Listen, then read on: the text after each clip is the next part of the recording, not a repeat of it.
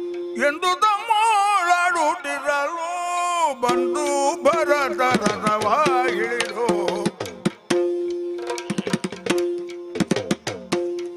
ನಿಂದು ರಾಮಚಂದ್ರ ನಡಿಗೆ ವಂದಿಸಿದನು. ಪಾದ ಕೆಳಗಿಡನು ಜನನು ವಿನೋದದಿಂದ ತೆಗೆದು ಗಪಿ ಪಾದ ಕೆಳಗಿಡನು ಜನನು ವಿನೋದದಿಂದ ತೆಗೆದು ವಿನೋದದಿಂದ ತೆಗೆದು ಗಪಿ ರಾಮಚಂದ್ರನು ರಾಮಚಂದ್ರನು.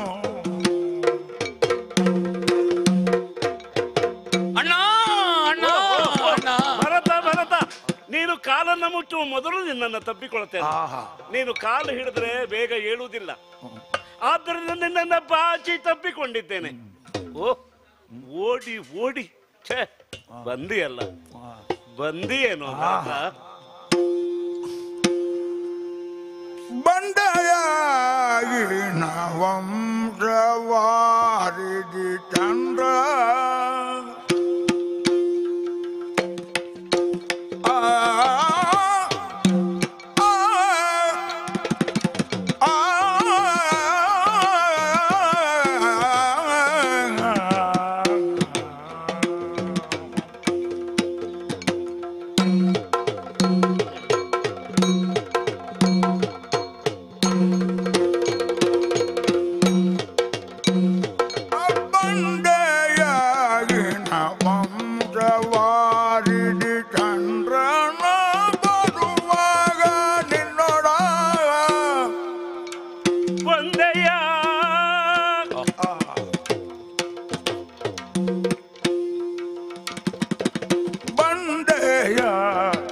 ವಂಶವಾರಿದಿ ಚಂದ್ರನ ಬರುವಾಗ ನಿನ್ನೊಡ ಎಂದೂರಿಲ್ಲ ಎಂದು ನೊಂದೆಯ ಗೆಂದೂರಿಲ್ಲವೆನ್ನುತ್ತ ಮನದಲ್ಲಿ ನೊಂದೆಯೇ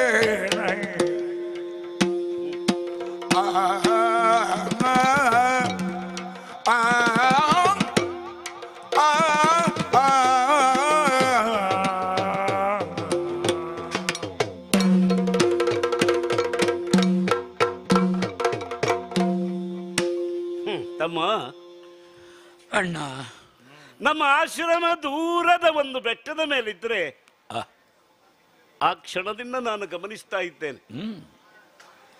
ಬರಿಯಾದಂತಹ ಪಾದದ ಮೇಲೆ ಅದರ ಕಾಲುಗಳನ್ನ ಇಟ್ಟು ಓಡೋಡಿ ಬರ್ತಾ ಇದ್ದೀನಿ ನೀನು. ಬಂದವನು ಬರ್ತಾ ಬರ್ತಾ ಮತ್ತಷ್ಟು ವೇಗ ಹೆಚ್ಚಿಸಿಕೊಂಡು ನನ್ನ ಪಾದಗಳ ಮೇಲೆ ದಪ್ಪಂದ ಬಿದ್ದಿಯಲ್ಲ, ಬಂದಿಯೇನು ಅಂತ ಕೇಳಿತ್ತು. ನೀನು ಬರ್ತೀಯ ಅಂತ ನಮ್ಮ ನಿರೀಕ್ಷೆ ಇತ್ತು, ಆದರೆ ಇಷ್ಟು ಬೇಗ ನೀನು ಬರ್ತೀಯ ಅಂತ ನಾವು ಗ್ರಹಿಸಲಿಲ್ಲ. ಯಾಕೆ ಅಂತಂದ್ರೆ ಬರುವಾಗ ನಾವು ಹೇಳಿ ಬರಬೇಕಿತ್ತು. ತಪ್ಪಾಯ್ತು. ಹೇಳದೆ ಬಂದಿದ್ದರಿಂದ ನಿನ್ನ ಮನಸ್ಸಿಗೆ ನೋವಾಗಿದೆ. ಆ ನೋವು ಮಾಯುವವರೆಗೆ ನೀನು ಇಲ್ಲಿ ಬರುವುದಿಲ್ಲ ಅಂತ ನಾವು ಗ್ರಹಿಸ್ತಾ, ಇವತ್ತು ಭರತನ ಮನಸ್ಸು ಸರಿಯಾಗಿರಬೇಕು, ಇವತ್ತು ಭರತನ ಮನಸ್ಸು ತಿಳಿಯಾಗಿರಬೇಕು, ಇವತ್ತು ಭರತ ಬರುವುದಕ್ಕೆ ಹಂಬಲಿಸುತ್ತಿರಬೇಕು. ಹೀಗೆ ನಾವೇ ಒಂದು ಬಗೆಯ ಲೆಕ್ಕಾಚಾರ ಮಾಡ್ತಾ ಇದ್ದು ಇನ್ನಷ್ಟು ಕಾಲ ಹಿಡಿತದೆ ಅಂತ ಗ್ರಹಿಸುವ ಮೊದಲೇ ಬಂದೆಯಲ್ಲ. ನೀನು ಬರುವಾಗ ನಿಜವಾಗಿ ಭಾಸ್ಕರ ನಡುನೆತ್ತಿಗೆ ಬಂದು ತನ್ನ ಪ್ರಚಂಡವಾದ ಕಿರಣಗಳನ್ನ ವಾತಾವರಣದಲ್ಲಿ ಹರಡುತ್ತಾ ಇದ್ರು ಕೂಡ ಹಿಮಶೀತಲವಾದ ಪ್ರಭಾವ ಮಾಡಿ ಬಂದೆ ನೀನು. ಆಗಲೇ ಗೊತ್ತಾಯಿತು ನೀನು ಇನವಂಶ ವಾರಿಧಿಗೆ ಚಂದ್ರ ಅಂತ. ನಮ್ಮ ತಂದೆಯವರನ್ನ ಕವಿಗಳು ಇನವಂಶ ವಾರಿಧಿಗೆ ಪ್ರತಿ ಚಂದ್ರ ಅಂತ ವರ್ಣಿಸಿದ್ರು. ಆದರೆ ಚಾತಕ ಪಕ್ಷಿಯಂತೆ ನಿನ್ನನ್ನ ಕಾಯುತ್ತಿರುವಂತಹ ಭಾವುಕ ವೃಂದ ನಿನ್ನನ್ನ ಇನವಂಶ ವಾರಿಧಿಗೆ ಚಂದ್ರ ಅಂತ ಹೇಳಿತು. ನಮ್ಮ ತಂದೆಯವರು ಪ್ರತಿ ಚಂದ್ರ, ನಿಜವಾಗಿ ನೀನು ಚಂದ್ರ. ಒಂದು ಬಗೆಯ ವ್ಯುತ್ಕ್ರಮ ನಾವು ಕಾಣ್ತೇವೆ ಇಲ್ಲಿ. ಅವರು ಚಂದ್ರಮ ಆದ್ರೆ ನೀನು ಪ್ರತಿ ಚಂದ್ರಮ ಆಗಬೇಕಿತ್ತು. ಈಗ ಹಾಗಲ್ಲ, ನೀನೇ ಚಂದ್ರ, ನಮ್ಮ ತಂದೆಯವರೇ ಪ್ರತಿಚಂದ್ರಮ ಅಂತಾದ್ರು. ಏನು ಅಬ್ಬಾ, ನಿನ್ನ ಆಗಮನ ನಮಗೆ ಎಷ್ಟು ತಂಪನ್ನ ಕೊಡ್ತು ತಮ್ಮ. ಮೈಯೆಲ್ಲ ಹಿಗ್ಗಿ ಹೋಗಿದೆ, ನಮ್ಮ ಈ ಎಲೆಮನೆಯೆಲ್ಲ ಪುಲಕಗೊಂಡಿದೆ. ಒಂದರ್ಥದಲ್ಲಿ ಇಡೀ ವಾತಾವರಣ ಅಶೋಕಮಯ. ಶೋಕಮಯ ಅಲ್ಲ, ಅಂತರಂಗದ ಮೂಲೆಯಲ್ಲಿರಬಹುದಾದ ಶೋಕವು ಹೊರಟು ಹೋಗಿದೆ ಅಂತಂದ್ರೆ ನಿನ್ನ ಆಗಮನ ನಮಗೆ ಎಷ್ಟು ಪ್ರತೀಕ್ಷಿತ ನೋಡು. ನಾವು ಬರುವಾಗ ಇರಬೇಕಿತ್ತಲ್ಲಿ ಇದ್ದು ಸಕಾಲದಲ್ಲಿ ನಿನಗೆ ಬೇಕಾದಂತಹ ಹಿತೋಕ್ತಿಗಳನ್ನು ಆಡಬೇಕಿತ್ತು. ಅದಕ್ಕಿಂತ ನಿನಗಾಗುವಂತಹ ಪಟ್ಟಾಭಿಷೇಕದ ಸಂಭ್ರಮವನ್ನು ಕಣ್ಣಾರೆ ಅದನ್ನು ಆಸ್ವಾದ ಮಾಡಿ ಹಾರ್ದಿಕವಾದಂತಹ ಆಶೀರ್ವಾದವನ್ನೆಲ್ಲ ಕೊಡಬೇಕಿತ್ತು. ಏನೋ ವಿಧಿಯ ವಿಕಟವಾದ ಒಂದು ಹಸ್ತಕ್ಷೇಪ. ಏನು ಮಾಡೋದು, ನೀನು ಊರಿಗೆ ಬರುವ ಮೊದಲೇ ನಾವು ಹೊರಟು ಬರುವ ಹಾಗಾಯ್ತು. ತಮ್ಮ, ಯಾವಾಗ ಬಂದ್ಯೋ ನೀನು? ಎಂದು ಬಂದೆ ಅಯೋಧ್ಯಾಪುರಕ್ಕೆ, ಎಂದು ಬಂದೆ ಅಯೋಧ್ಯಾಪುರಕ್ಕೆ ಎಂದು ಕೇಳಿದೆ.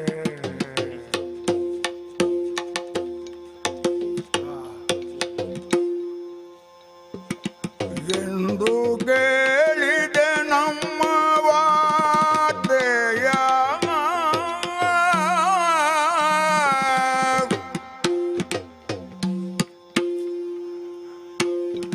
ಎಂದು ಪೊರಟಿರಿ ಜನನಿಯರು ಸಹಿತ, ಎಂದು ಪೊರಟಿರಿ ಜನನಿಯರು ಸಹಿತ ಮಂದಿರವ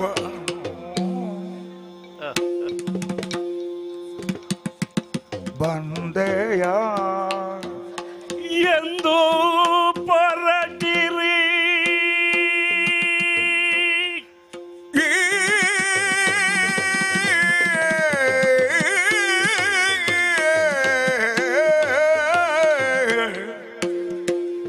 ಎಂದು ಕೇಳಿದೆ ನಮ್ಮ ವಾರ್ತೆಯ, ಎಂದು ಕೇಳಿದೆ ನಮ್ಮ ವಾರ್ತೆಯ.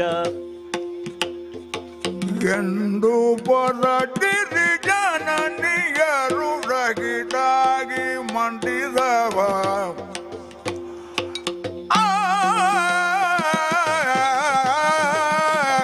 ಬಂದೆಯ ಬಾ, ಬಂದೆಯ ಬಾ, ಮುಂದೆಯ ನೊಂದೆಯ ಮಮ ಮುಂದೆಯ ನೊಂದೆಯ ಕಂದ.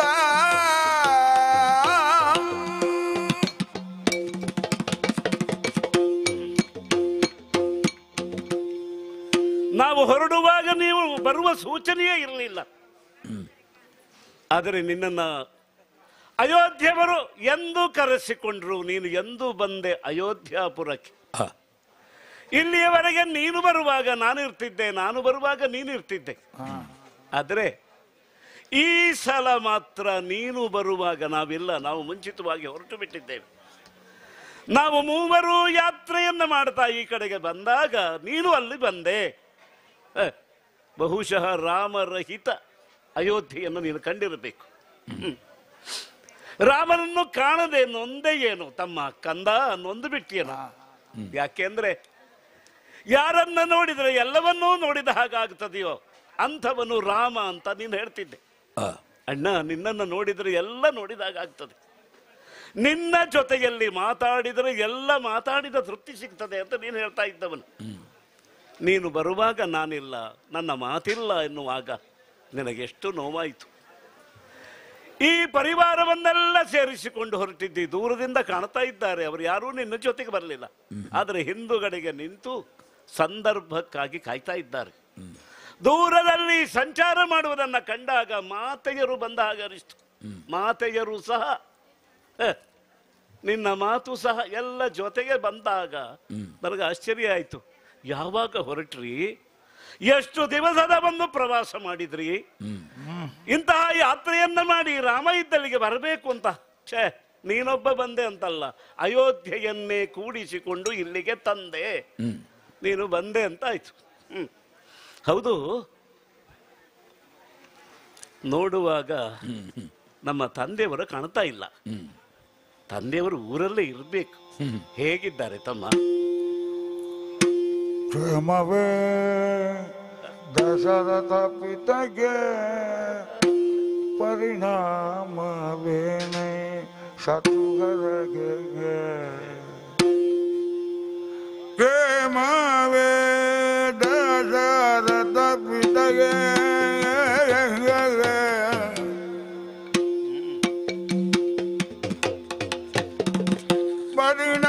ಪರಿಣಾಮವೇನೆ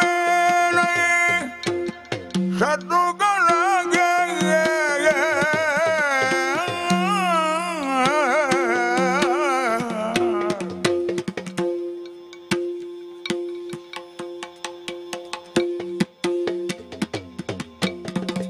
ಆಮಗ ಸೀಮೆಯೋರು ಕುಶಲರೇ ಕುಶಲರೇ ಕ್ಷೇಮವೇ ಕ್ಷೇಮವೇ ದಶರಥ ಪಿತಗೆ ಆ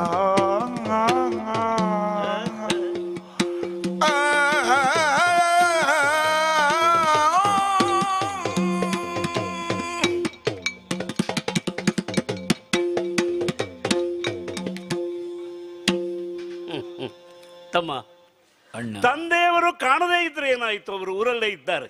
ಆ, ಅರಮನೆಯ ಒಳಗೆ ಕುಶಲವಾಗಿ ಇರಬಹುದವರು. ನಮ್ಮ ತಂದೆಯವರು ಹೇಗಿದ್ದಾರಪ್ಪ? ಕ್ಷೇಮವೇ. ಯೋಗಕ್ಷೇಮವನ್ನ ಕೇಳುವುದಕ್ಕೊಂದು ಕ್ರಮ ಉಂಟು. ಯುವಕರಾದರೆ, ಚಿಕ್ಕ ವಯಸ್ಸಿನವರಾದರೆ ನಿಮ್ಮ ಯೋಗ ಏನು ಅಂತ, ಅಲಬ್ಧಸ್ಯ ಲಾಭ. ಇಲ್ಲಿಯವರೆಗೆ ಪಡೆಯದೇ ಇದ್ದದ್ದನ್ನು ಏನು ಪಡೆದಿದ್ದೀರಿ ಅಂತ. ನಮ್ಮ ತಂದೆಯವರು ಹಾಗಲ್ಲ. 3 ಲೋಕಗಳಲ್ಲಿ ಅಪ್ರತಿಹತವಾದ ರಥಗತಿಯುಳ್ಳ ಉತ್ತಮ ಮನೋರಥದ ದಶರಥ ಮಹಾ ಚಕ್ರವರ್ತಿಗಳವರು. ಆದ್ದರಿಂದ ಅವರು ಪಡೆಯುವುದನ್ನೆಲ್ಲ ಪಡೆದಿದ್ದಾರೆ. ಆ ಪಡೆದದ್ದೆಲ್ಲ ಹೇಗುಂಟು ಅಂತ. ಕ್ಷೇಮವೇ. ತಾವು ಪಡೆದುಕೊಂಡಿದ್ದನ್ನು ಉಳಿಸಿಕೊಂಡಿದ್ದಾರೋ ಹೇಗೆ? ನಮ್ಮ ತಂದೆಯವರು ಬಹಳ ದೊಡ್ಡವರಪ್ಪ.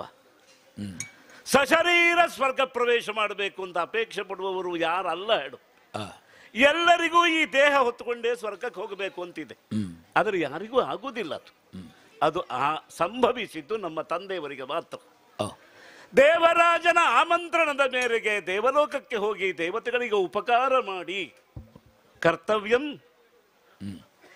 ದೇವಹಿತಂ, ದೇವಹಿತವನ್ನ ಮಾಡಬೇಕು ಅಂತ ಹೇಳಿ ಪೂಜ್ಯರಾದ ವಿಶ್ವಾಮಿತ್ರರು ನಮಗೆ ಕೊಟ್ಟಂತಹ ಆದೇಶವನ್ನ ಅಕ್ಷರಶಃ ಪಾಲಿಸಿದವರು ತಂದೆಯವರು. ಅಲ್ಲಿಯ ಮಂದಾರ ಮಾಲೆಯ ಸೌಗಂಧ್ಯವನ್ನು ಅಯೋಧ್ಯೆಯ ಅರಮನೆಯ ಅಂಗಳದಲ್ಲಿ ಹರಡಿದವರಪ್ಪ ನಮ್ಮ ತಂದೆಯವರು. ಅಷ್ಟು ದೊಡ್ಡವರು. ಅವರ ಮನಸ್ಸನ್ನ ಚೆನ್ನಾಗಿಟ್ಟುಕೊಳ್ಬೇಕಾದ್ದು, ಅವರ ದೇಹ ಧರ್ಮವನ್ನು, ಆರೋಗ್ಯವನ್ನು ಉಳಿಸಬೇಕಾದ ನಮ್ಮ ಹೊಣೆ. ಹೇಗಿದ್ದಾರಪ್ಪ ತಮ್ಮ? ಮತ್ತೆ ನಮ್ಮ ಶತ್ರುಘ್ನ ನನ್ನ ಜೊತೆಗಿರುವ ಲಕ್ಷ್ಮಣನ ಹಾಗೆ ಅಂತ ನಾನು ತಿಳ್ಕೊಂಡಿದ್ದೇನೆ. ನನ್ನ ಜೊತೆಯಲ್ಲಿ ಲಕ್ಷ್ಮಣ ಇದ್ರೆ ಅವನ ಭಾವಗಳಿಗೆ ಒಂದು ಸಂಯಮದ ಒಂದು ಕಟ್ಟಿರ್ತದೆ. ಆ ಚೌಕಟ್ಟಿನೊಳಗೆ ಅವ ಇರ್ತಾನೆ. ಅದೇ ರೀತಿ ನಿನ್ನ ಜೊತೆಯಲ್ಲಿ ಶತ್ರುಘ್ನ ಇದ್ದರೆ ಅವನ ಭಾವಗಳೆಲ್ಲ ಸಂಯಮದೊಳಗಿರ್ತವೆ ಅಂತ. ಒಂದು ಅವಿಭಕ್ತ ಕುಟುಂಬ ಚೆನ್ನಾಗಿರಬೇಕು ಅಂತಂದ್ರೆ ಒಬ್ಬರೋ ಇಬ್ಬರೋ ಸಾವಧಾನವಾಗಿ ಎಲ್ಲವನ್ನೂ ಸರಿ ಮಾಡುವವರು ಬೇಕಾಗುತ್ತದೆ. ನಾನು ಇಲ್ಲಿದ್ದೇನೆ, ತಮ್ಮ ನೀನು ಅಲ್ಲಿದ್ದೆ ಅರಮನೆಯಲ್ಲಿ. ಆದ್ದರಿಂದ ಶತ್ರುಹರಗೆ ಪರಿಣಾಮವೇ ಆ ಮಹಾಜನತೆ. ಪ್ರಜಾವರ್ಗವನ್ನ ಮಹಾಜನತೆ ಅಂತ ಆಧರಿಸುವ, ಗೌರವಿಸುವ ಅಭ್ಯಾಸ ವಂಶದವರಿಗೆ ಮಾತ್ರ ಅದು ಇರುವುದು. ಸೂರ್ಯವಂಶದ ಭಾಗ್ಯಚಂದ್ರ ನೀನು, ಇನಕುಲ ವಾರಿಧಿಯ ಚಂದ್ರ ನೀನು. ಆದ್ದರಿಂದ ಕೇಳುವುದು, ಮಹಾಜನತೆಗೆ ಕುಶಲವೇ? ನಾವು ಕೊಡುವ ವಸ್ತುಗಳಿಂದ ಪ್ರಜೆಗಳಿಗೆ ತೃಪ್ತಿ ಆಗ್ತದೆ ಅಂತ ಅಲ್ಲ ತಮ್ಮ. ನಾವು ಕೊಡುವ ಸಂಸ್ಕಾರದಿಂದ, ಶಿಕ್ಷಣದಿಂದ, ಸಮುದಾಚಾರದಿಂದ ಅವರಿಗೆ ಕುಶಲತೆ ಬರ್ತದೆ. ಮೊದಲು ಕುಶಲರಾಗಬೇಕು, ಕ್ಷೇಮಿಗಳಾಗಬೇಕು, ಆಮೇಲೆ ಕುಶಲರು ಪರಿಣತರಾಗಬೇಕು. ಆದ್ದರಿಂದ ಅವರಿಗೆ ಬೇಕಾದ ಕ್ಷೇಮ ಮತ್ತು ಪರಿಣತಿ ಎರಡನ್ನೂ ರಾಜನಾಥವನ್ನು ಕೊಡಬೇಕು. ಅದನ್ನೆಲ್ಲ ನೀನು ಕೊಡ್ತಾ ಇದ್ದಿ ಅಂತ ನಾನು ಅಂದುಕೊಂಡಿದ್ದೇನೆ. ತಮ್ಮ, ನಿನ್ನನ್ನು ಬಾಚಿ ತಬ್ಬಿಕೊಂಡು ನಾನು ಯೋಗಕ್ಷೇಮವನ್ನು ಕೇಳ್ತಾ ಇದ್ದೇನೆ, ಮುಖವನ್ನೇ ನೋಡ್ಲಿಲ್ವಲ್ಲ ತಮ್ಮ. ಏನೋ ಇದು? ಏನು ಮುಖದಲ್ಲಿ ಕಾಂತಿ ತಗ್ಗಿತು,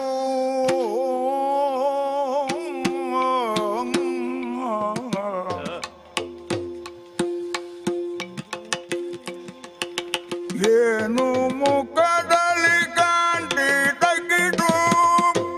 ಏನಪ್ಪ ಇದು? ಮಾನನಿಧಿ ಮಾನನಿಧಿ ಏನು ಮಾನನಿಧಿ ನೀನಿ ಕಾನಂದಕ್ಕೆ ಬಂದುದೇಗೆ ಜನನಿಯರು ಸಹಿತ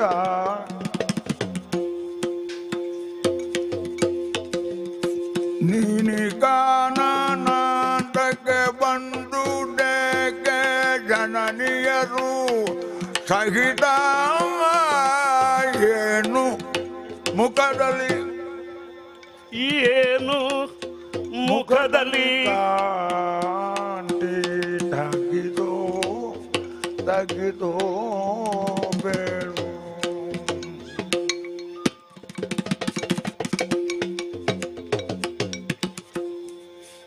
ತಮ್ಮ, ಅಣ್ಣ, ನಿನ್ನ ಮುಖವನ್ನೇ ಗಮನಿಸದೆ ನಾನು ಮಾತನ್ನು ಮುಂದುವರಿಸ್ತಾ ಇದ್ದೆ. ಈಗ ನೋಡ್ತೇನೆ, ಛೇ, ನಿನ್ನ ಕಣ್ಣುಗಳಿಂದ ಸುರಿದ ಕಂಬನಿ ನನ್ನ ಬೆನ್ನ ಮೇಲೆ ಪ್ರವಾಹವಾಗಿಬಿಟ್ಟಿದೆ. ನನ್ನ ಕಶೇರುಕವನ್ನು ನಿನ್ನ ಕಂಬನಿಯಿಂದ ತೊಳೆದು ಬಿಟ್ಟಿಯಲ್ಲ ತಮ್ಮ. 10 ಕಣ್ಣಾಲಿಗಳು ಬಸವಡಿದಿವೆ. ನಿನ್ನ ಮುಖದ ಕಾಂತಿಯೆಲ್ಲ ಮಸಳಿಸಿ ಹೋಗಿದೆ. ಹಬ್ಬ, ಛೇ, ಕಾಂತಿ ತಗ್ಗಿತು. ನನ್ನ ಜೊತೆಗೆ ಮಾತಾಡ್ತಾ ಆಡ್ತಾ ಇಷ್ಟು ಬಸವಡಿದು ಬಿಟ್ಟಿಯಲ್ಲ ತಮ್ಮ. ಛೇ, ಯಾಕೆ ಹೀಗಾಯಿತು? ದೂರದಲ್ಲಿ ಜನರಿಯರಿದ್ದಾರೆ, ಹತ್ತಿರ ಬರ್ತಾ ಇಲ್ಲ. ಅವರು ಬಂದೊಡನೆ ಜಿಗಿದು ಅವರ ಪಾದದ ಮೇಲೆ ಬಿದ್ದು ಅಭಿವಾದನ ಮಾಡಿ ಅವರ ಅಪ್ಪುಗೆಯಲ್ಲಿ ಮೈಮರಿಬೇಕು ಅಂತ ನಾನು ಎಷ್ಟು ಅಪೇಕ್ಷೆ ಪಟ್ಟಿದ್ದೆ ತಮ್ಮ. ಅದಕ್ಕೆ ಅವಕಾಶ ಕೊಡದೆ ಅವರು ದೂರ ಇದ್ದಾರೆ. ಸ್ವಲ್ಪ ಗಮನಿಸಿದರೆ ಅವಗುಂಠನ ವಸ್ತ್ರವನ್ನೂ ಅವರು ಎಳೆದುಕೊಂಡಿದ್ದಾರೆ ಎನ್ನುವಾಗ ನನಗೆ ಆತಂಕ ತಮ್ಮ.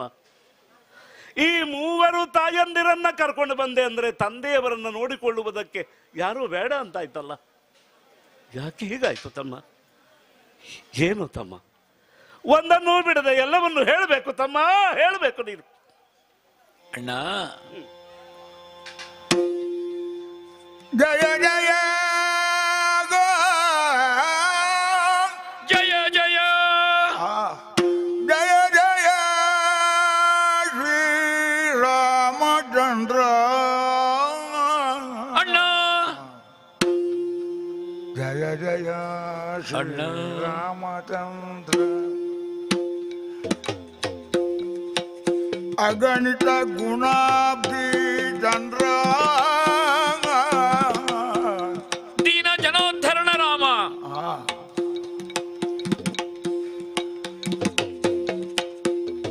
ಜಯ ಜಯ ಜಯ ಜಯ ಶ್ರೀರಾಮ ಶ್ರೀರಾಮಚಂದ್ರ. ಅಗಣಿತ ಗುಣಾಬ್ಧಿ ಚಂದ್ರ.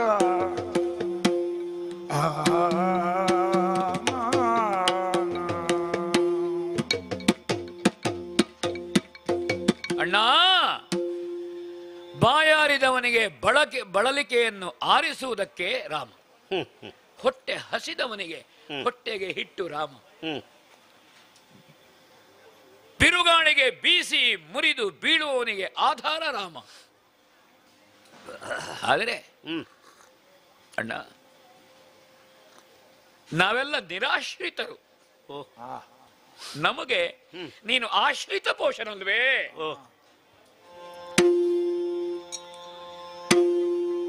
ಅಣ್ಣ ಆಶಿತ ಪೋಷ ಕೇಳು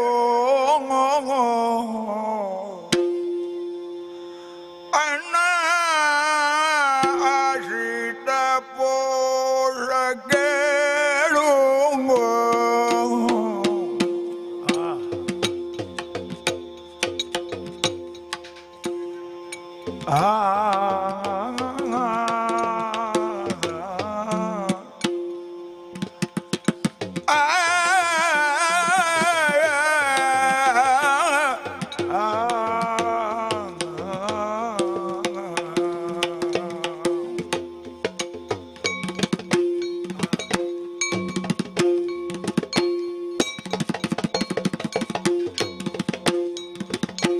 ಅಣ್ಣ ಅಣ್ಣ ಅಣ್ಣ ಅಣ್ಣ ಆಶಿತ ಪೋಷ ಕೇಳು ನಿನ್ನ ಪಿತ ಕಳುಹಿದ ಮೇಲೆ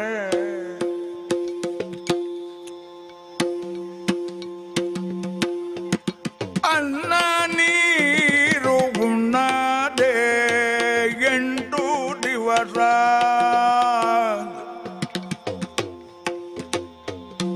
ಇನ್ನು ನಾನು ಹೇಳಬೇಕೆ ಇನ್ನು ನಾನು ಹೇಳಬೇಕೆ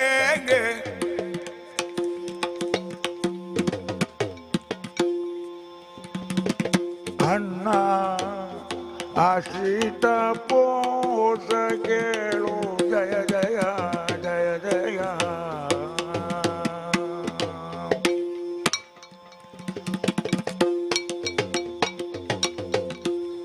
ಅಣ್ಣ ಭರತ, ನೀನು ಜ್ಯೇಷ್ಠ, ನಾನು ಕನಿಷ್ಠ. ನಮ್ಮ ಬಂಧುತ್ವ ಅಷ್ಟೇ ಅಲ್ಲ, ನಮ್ಮವ್ವೆ ವಸಿಷ್ಠಾದಿಗಳು ನಿನ್ನನ್ನು ಕಂಡುಕೊಂಡ ರೀತಿಯನ್ನು ಗುರುತಿಸಿದ್ದೇವೆ. ನೀನು ಶರಣ್ಯ, ನಾವು ಶರಣರು. ನೀನು ಪೂಜ್ಯ, ನಾವು ಪೂಜಕರು. ನಮಗೊತ್ತುಂಟು ನಾವೇನು ಅಂತ. ನೀನೇನು ಅಂತ ತಿಳಿಯುವುದಕ್ಕೆ ನಾನು ಸಮರ್ಥನಲ್ಲ, ಆದರೆ ನಿನ್ನ ಮುಂದೆ ನಾನೇನು ಅಂತ ನನಗೊತ್ತುಂಟು. ಕೋಡ್ಗಲ್ಲ ಮೇಲೆ ಚಿತ್ರಕೂಟದ ಎತ್ತರದಲ್ಲಿ ಜಟಾವಲ್ಕಲಧಾರಿಯಾಗಿ ಹುಟ್ಟುವಾಗ ನಿನಗೆ ಕಾವ್ಯ ಹುಟ್ಟುತ್ತದೆ. ಪ್ರಪಾತದಲ್ಲಿ ಬಿದ್ದು ಒದ್ದಾಡುವವನು ನರಕಯಾತನೆಯಲ್ಲಿರುವಾಗ ಮೇಲೆ ಕೂತವನಿಗೆ ಕಾವ್ಯ ಹುಟ್ಟದೇನು? ಅಣ್ಣ ತಮ್ಮ, ನಿನ್ನೊಡನೆ ಹೇಳದೆ ಬಂದಿ ಅಂತ ಹೇಳಿದೆ ನೀನು. ನಿನಗೆ ಹೇಳಬೇಕು ಅಂತ ಕಾಣಲಿಲ್ಲಲ್ವಾ ತಮ್ಮ? ನನಗೆ ಕಂಡರೂ ನಾನು ಹೇಳಿ ಬರುವಷ್ಟು ನಾನು ಸಮಯವನ್ನು ಪಡೆಯುವ ಭಾಗ್ಯವಂತನಲ್ವ?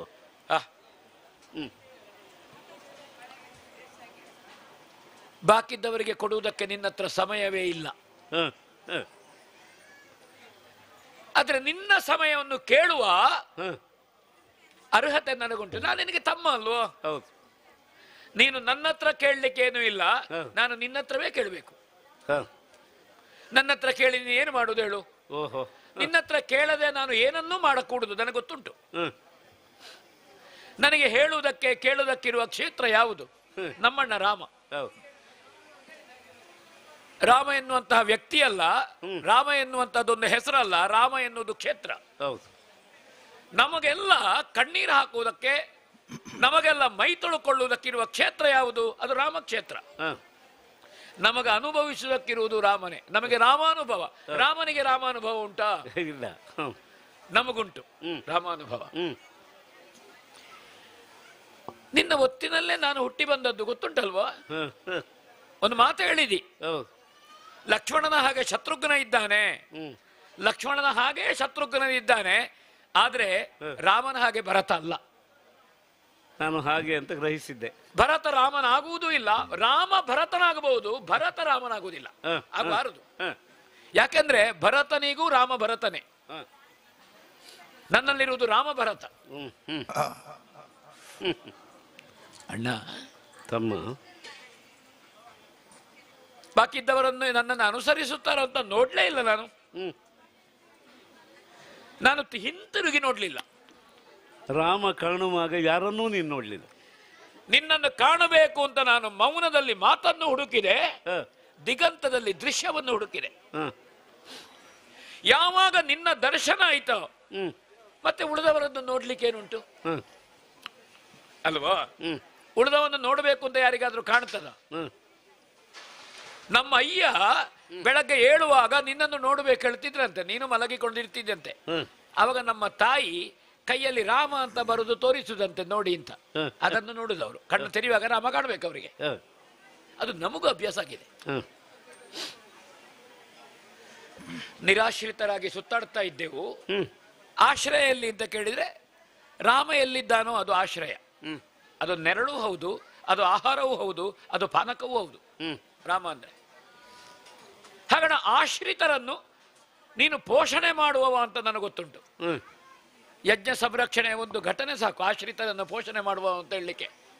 ಬ್ರಾಹ್ಮಣರನ್ನು ಪೀಡಿಸುತ್ತಿದ್ದ ಮಾರೀಚ ಬದುಕುವುದಕ್ಕೆ ಬ್ರಾಹ್ಮಣನಾದ, ನಿನ್ನಲ್ಲಿ ಮಾನವೀಯತೆ ಜಾಗೃತ ಆಯಿತು ಅಂತ ಮಾನವಾಸ್ತ್ರದಿಂದ ಕಾರಿಸಿದಿ. ಉಳಿದವರ ಜೀವನ ತೆಗೆದಿದ್ದಿ, ನಿನಗೂ ಜೀವಿಸಬೇಕು ಅಂತ ಕಂಡಿತು. ಜೀವಿಸಬೇಕಿದ್ರೆ ಬ್ರಾಹ್ಮಣ್ಯ ಬೇಕು ಅಂತ ಗೊತ್ತಾಯ್ತು. ಬ್ರಾಹ್ಮಣ್ಯದ ವೇಷವೋ ಮೌಲ್ಯ ಉಂಟು, ಹೋಗು. ಎಲ್ಲಿಗೋದಂತ ಗೊತ್ತಿಲ್ಲ ಅಂತ ನೀ ಜೀವನವನ್ನು ಕೊಟ್ಟಿದ್ದಿ, ಬದುಕಲಿಕ್ಕೆ ಅವಕಾಶ ಉಂಟು ಅಂತ ತೋರಿಸಿದಿ. ಹಾಗಾದ್ರೆ ನಿರಾಶ್ರಿತರಿಗೆ ಆಶ್ರಯ ಕೊಡುವ ಕ್ಷೇತ್ರ ಇದು. ಕಲ್ಲಲ್ಲಿನಲ್ಲಿ ಮಾರ್ಧವತೆಯನ್ನು, ಕಾಠಿಣ್ಯದಲ್ಲಿ ಕರುಣೆಯನ್ನು ನೀನು ಕಂಡಿದ್ದಿ. ಸೀತಾಮಾತೆಯನ್ನು ಕೈ ಹಿಡಿಲಿಕ್ಕೆ ಹೊರಡುವಾಗ ಅಣ್ಣಾಶ್ರಿತ ಪೋಷ ಹೊರಟೇ ನಿಂತಿಯಲ್ವ ನೀನು. ಪಿತೃವಾಕ್ಯ. ಹೌದು. ಒಬ್ಬ ತಮ್ಮ ಬರಬೇಕು ಅಂತ ನಿನಗೆ ಕಾಣಲಿಲ್ಲ, ಒಬ್ಬ ತಮ್ಮ ಇದ್ದಾನೆ ಅಂತಲೂ ಗೊತ್ತಾಗ್ಲಿಲ್ಲ, ಹೊರಟು ಬಂದೆ ನೀನು. ಅಣ್ಣ ತಮ್ಮ ನೀ ಹೊರಡುವಾಗ ಪಿತೃಮಹಾಶಯರು ಹೊಸ್ತಿಲಿನ ಹತ್ರ ಬಂದ್ರಂತೆ. ಗಮನಿಸಿದ್ದೇನೆ ನಾನು. ಇವತ್ತು ರಾತ್ರಿ ಇದ್ದು ನನ್ನ ಜೊತೆಗೆ ಹಾಲನ್ನವನ್ನು ಉಂಡು ಹೋಗು ಅಂತ ಹೇಳಿದ್ರಂತೆ. ಯಾವಾಗಲೂ ತಂದೆಯವರ ಕೈಯ ತುತ್ತನ್ನು ಉಂಡು ಚಿನ್ನದ ಬಟ್ಟಲಿನಲ್ಲಿ ಚಂದ್ರನನ್ನು ನೋಡಿ ರಾಮಚಂದ್ರ ಊಟ ಮಾಡುತ್ತಿದ್ದ ಅಂತ ಹೇಳಿದ ಬಟ್ಟಲು ನಮ್ಮಲ್ಲಿ ಈಗಲೂ ಉಂಟು. ಅವರ ಆ ರಾತ್ರಿ ನಿನ್ನ ಜೊತೆಗೆ ಊಟ ಮಾಡುವ ಅಂತ ಹೇಳುವಾಗ ನಿನಗೆ ನಿಲ್ಬೇಕು ಅಂತ ಕಾಣಲಿಲ್ಲ ಅಂತ. ಸ್ವಲ್ಪ ಕಾಲ ಮೊದಲೇ ಉಪವಾಸ ಮಾಡುವ ರಾಮಚಂದ್ರ ಜಾಗರಣೆ ಮಾಡುವಂತವರು ಹೇಳಿದ್ರು.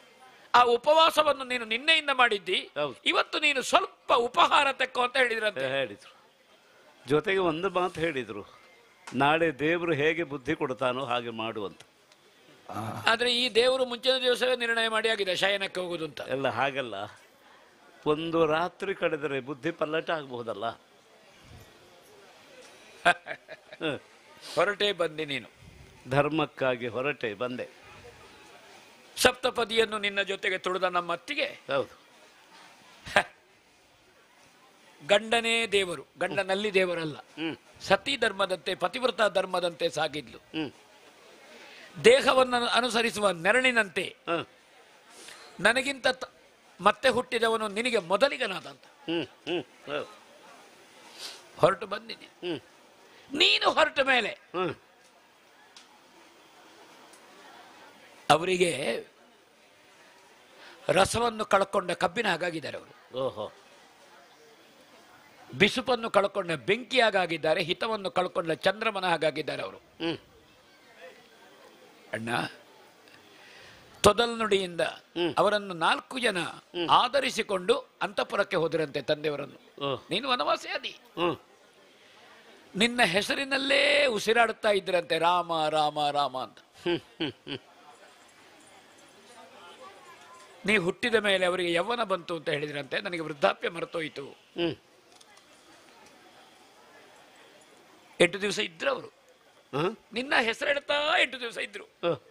ಹೌದೌದು ಅಣ್ಣ. ನಾ ಇನ್ನು ಹೇಳ್ಬೇಕ ನಿನಗೆ ಅಣ್ಣ, ನಿನ್ನ ಹೆಸರು ಹೇಳ್ತಾ ಇದ್ರವರು. 8 ದಿವಸ ಇದ್ರು ಅಂದ್ರೆ 8 ದಿವಸ ಇದ್ರ ಅಣ್ಣ, 8 ದಿವಸ ಇದ್ರು ಅವರು. ತಮ್ಮ ಇಲ್ಲ, ನೀನು ಮುಂದುವರಿಸಬೇಡ. ನಿನ್ನ ಹೆಸರು ಹೇಳ್ತಾ ಹೇಳ್ತಾ ಏದುಸಿರು ಬಿಟ್ರಂತೆ. ನಿನ್ನವ್ವೇ ಅಲ್ಲ ನಮ್ಮವ್ವೇ ಕೌಸಲ್ಯಾದೇವಿ ಬರುವಾಗ ಕೌಸಲ್ಯ ನಿನ್ನನ್ನು ವಂಚಿಸಿದೆ ಅಂತ ಅಪ್ಪಿಕೊಂಡು ಬಿಕ್ಕಳಿಸಿದ್ರಂತೆ. ಆ ಬಾಹುಬಂಧನ ಸಡಿಲವಾಗುತ್ತಿದ್ದಂತೆ ನನ್ನ ತಾಯಿ ಹೋದ್ರೆ ನೀನು ಸೂರ್ಯವಂಶದ ರಕ್ಕಸಿ ಅಂತ ತಿರಸ್ಕರಿಸುತ್ತಿದ್ಲಂತೆ, ಹೀಗಳೆಯುತ್ತಿದ್ರಂತೆ. ಉಟ್ಟ ಬಟ್ಟೆ ಬದಲಾವಣೆ ಮಾಡಲಿಲ್ಲ, ಚಲ್ಲಾಪಿಲ್ಲಿಯಾಗಿ ಅಸ್ತವ್ಯಸ್ತವಾಗಿ ಇದ್ದ ಆಭರಣವನ್ನು ಕಳಚಲಿಲ್ಲ, ಹಾಸಿಗೆಯನ್ನು ಏರ್ಲಿಲ್ಲ, ನೆಲದಲ್ಲಿ ಹೊರಳಾಡಿದ್ದಾರೆ. ಅಣ್ಣ ತಮ್ಮ ರಾಮ ರಾಮ ರಾಮ ಅಂತ ಹೇಳ್ತಾ ಇದ್ರಂತೆ. ಆಮೇಲೆ ರಾಮ ರಾಮ ಅಂತ ಹೇಳ್ತಿದ್ರಂತೆ. ನಿನ್ನ ಉಪಸ್ಥಿತಿಯಲ್ಲಿ ಈ ನೆಲದಲ್ಲಿ ಸ್ವರ್ಗ ಸುಖವನ್ನು ಕಂಡ್ರು, ನಿನ್ನ ಅನುಪಸ್ಥಿತಿಯಲ್ಲಿ ನರಕ ಯಾತನೆಯನ್ನು ಅನುಭವಿಸಿದ್ರು. ಯಾವ ಅಂತಃಪುರದಲ್ಲಿ ಸ್ವರ್ಗಾನುಭವವೋ ಅದೇ ಅಂತಃಪುರದಲ್ಲಿ ನರಕ ಯಾತನೆ ಮಾಡಿದ್ರು ನಮ್ಮಯ್ಯ. ಅಣ್ಣ ತಮ್ಮ ತೊದಲುತ್ತಾ ತೊದಲುತ್ತಾ ತೊದಲುತ್ತಾ ಅಕ್ಷರ ಸ್ಖಲನವಾಗುತ್ತಾ ಧ್ವನಿ ಕ್ಷೀಣವಾಗುತ್ತಾ ಗೊತ್ತಿಲ್ಲ. ಶಂಬರಾಸುರ ಮಧ್ಯದಲ್ಲಿ ನಾವು ಸರಳವಾಗಿ ಮಾಡಿದ್ದೇವೆ. ಇದುವೇ ಔಚಿತ್ಯಪೂರ್ಣ. ನಾನು ನಿನ್ನ ಜೊತೆಗೆ ಪಾಲ್ಗೊಂಡಿದ್ದೇನೆ, ನೀನು ಕರ್ಮಪುತ್ರ. ನಿನ್ನನ್ನೂ ಸೇರಿಸಿಕೊಂಡಾಗಲೇ ನಮಗೆ ಶಾಂತವಾಯಿತು ಸ್ವಭಾವ. ನಾನು ಸಹಾಯಕನಾಗಿರ್ಬೇಕು ಅಂತ ಇದ್ದದ್ದೇ ಹೊರತು ನಾನು ಪವಿತ್ರ ಪ್ರಾಣಿಯಾಗಿ ಕರ್ಮ ಮಾಡಬೇಕು ಅಂತ ಇಲ್ಲ ನನಗೆ. ಹೌದು, ಆದ್ದರಿಂದ ನಿನ್ನ ಸಹಕಾರದಿಂದ ನಾವು ಅದನ್ನ ಯಥಾಶಾಸ್ತ್ರ ಸಾಂಗವಾಗಿ ನಿರ್ವಾಹ ಮಾಡಿದ್ದೇವೆ. ಆ ರಾತ್ರಿಯನ್ನ ನಾವು ಜಾಗರಣೆ ಮಾಡಿ ಉತ್ತರಿಸಿದ್ದೇವೆ. ನಿನ್ನನ್ನು ನಾವೆಲ್ಲ ಅನುಸರಿಸಿದ್ದೇವೆ. ನೋಡು, ಒಂದು ರಾತ್ರಿ ಕಳೆಯುವ ಹೊತ್ತಿಗೆ ಎಷ್ಟು ದುಃಖ ಕಡಿಮೆ ಆಯಿತು ಅಂತ. ಯಾವಾಗಲೂ ಹಾಗೆ ತಮ್ಮ, ರಾಮ ಸನ್ನಿಧಾನವೇ ನಮಗೆಲ್ಲ ದುಃಖ ಕಳೆಯುವುದಕ್ಕಿರುವಂತಹದ್ದು. ನಾವು ಮಾಡಬೇಕಾದಂತಹ ಕರ್ತವ್ಯವನ್ನು ಶ್ರದ್ಧೆಯಿಂದ ಸಾಂಗವಾಗಿ ಮಾಡಿದರೆ ಎಷ್ಟೋ ದುಃಖದ ಭಾರ ಕಡಿಮೆ ಆಗ್ತದೆ. ಅದಕ್ಕೆ ಬೇಕಾಗಿ ನಾವೆಲ್ಲ ನಿನ್ನ ಮುಖ ನೋಡ್ಲಿಕ್ಕಿಲ್ಲ, ಪಾದ ನೋಡು. ನೀವೆಲ್ಲ ಸೇರಿ ಬಂದ್ರಲ್ಲ, ಬಹಳ ಒಳ್ಳೇದಾಯ್ತು. ಯಾಕೆಂದ್ರೆ ಬಂದುದು ಲೇಸಾಯ್ತು, ಬಂದುದು ಲೇಸಾಯ್ತು.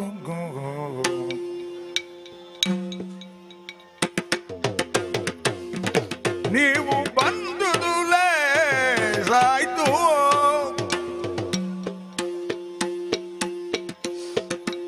ಹೀಗಾದ ಮೇಲೆ ಮುಂದಿನ್ನು ಮಾಡ್ಬೋದಿನ್ನೇನು ನಾವು, ಹೀಗಾದ ಮೇಲೆ ಮಾಡ್ಬೋದಿನ್ನೇನು ನಾವು,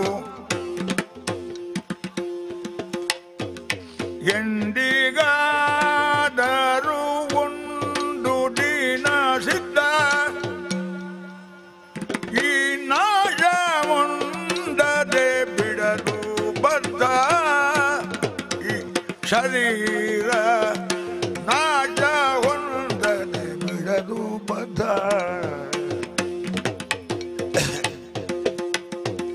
ಬಂದುದು ಲೇಸಾಯ್ತು ನೀವು,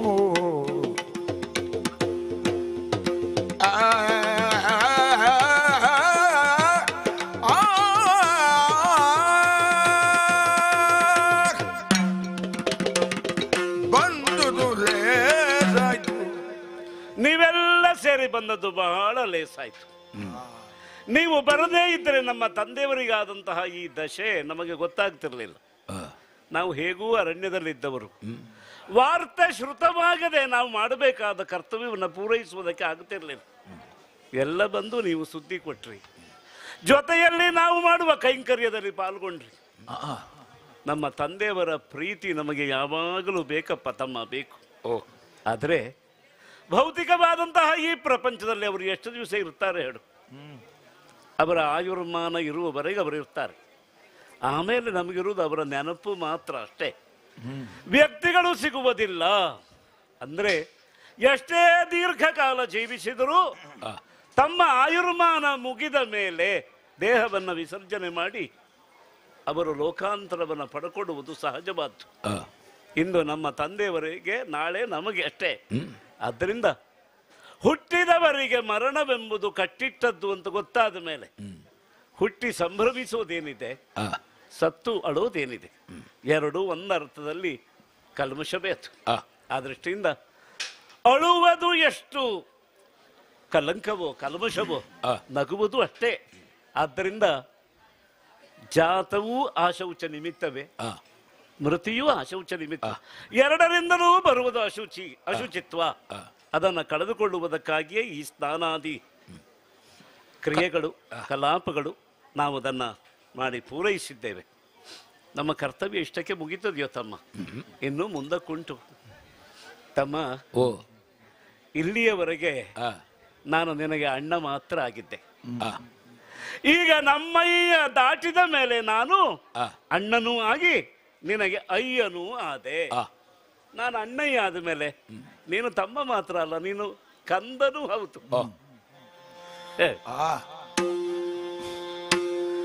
ಕಂದ ಹೋಗು ಅಯೋಧ್ಯ ನಗರಕ್ಕೆ. ಏನು ಕಂದ ಹೋಗ ಅಯೋಧ್ಯ ನಗರಕ್ಕೆ.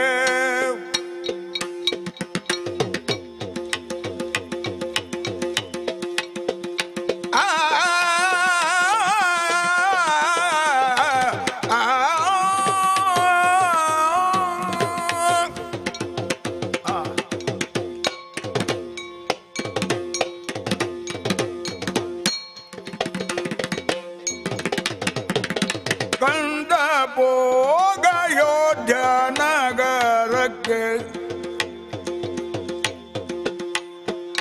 ಆನೆ ಕುದುರೆ ಮಂದಿ ರಾಜ್ಯ ಆಳುವುದಕ್ಕೆ.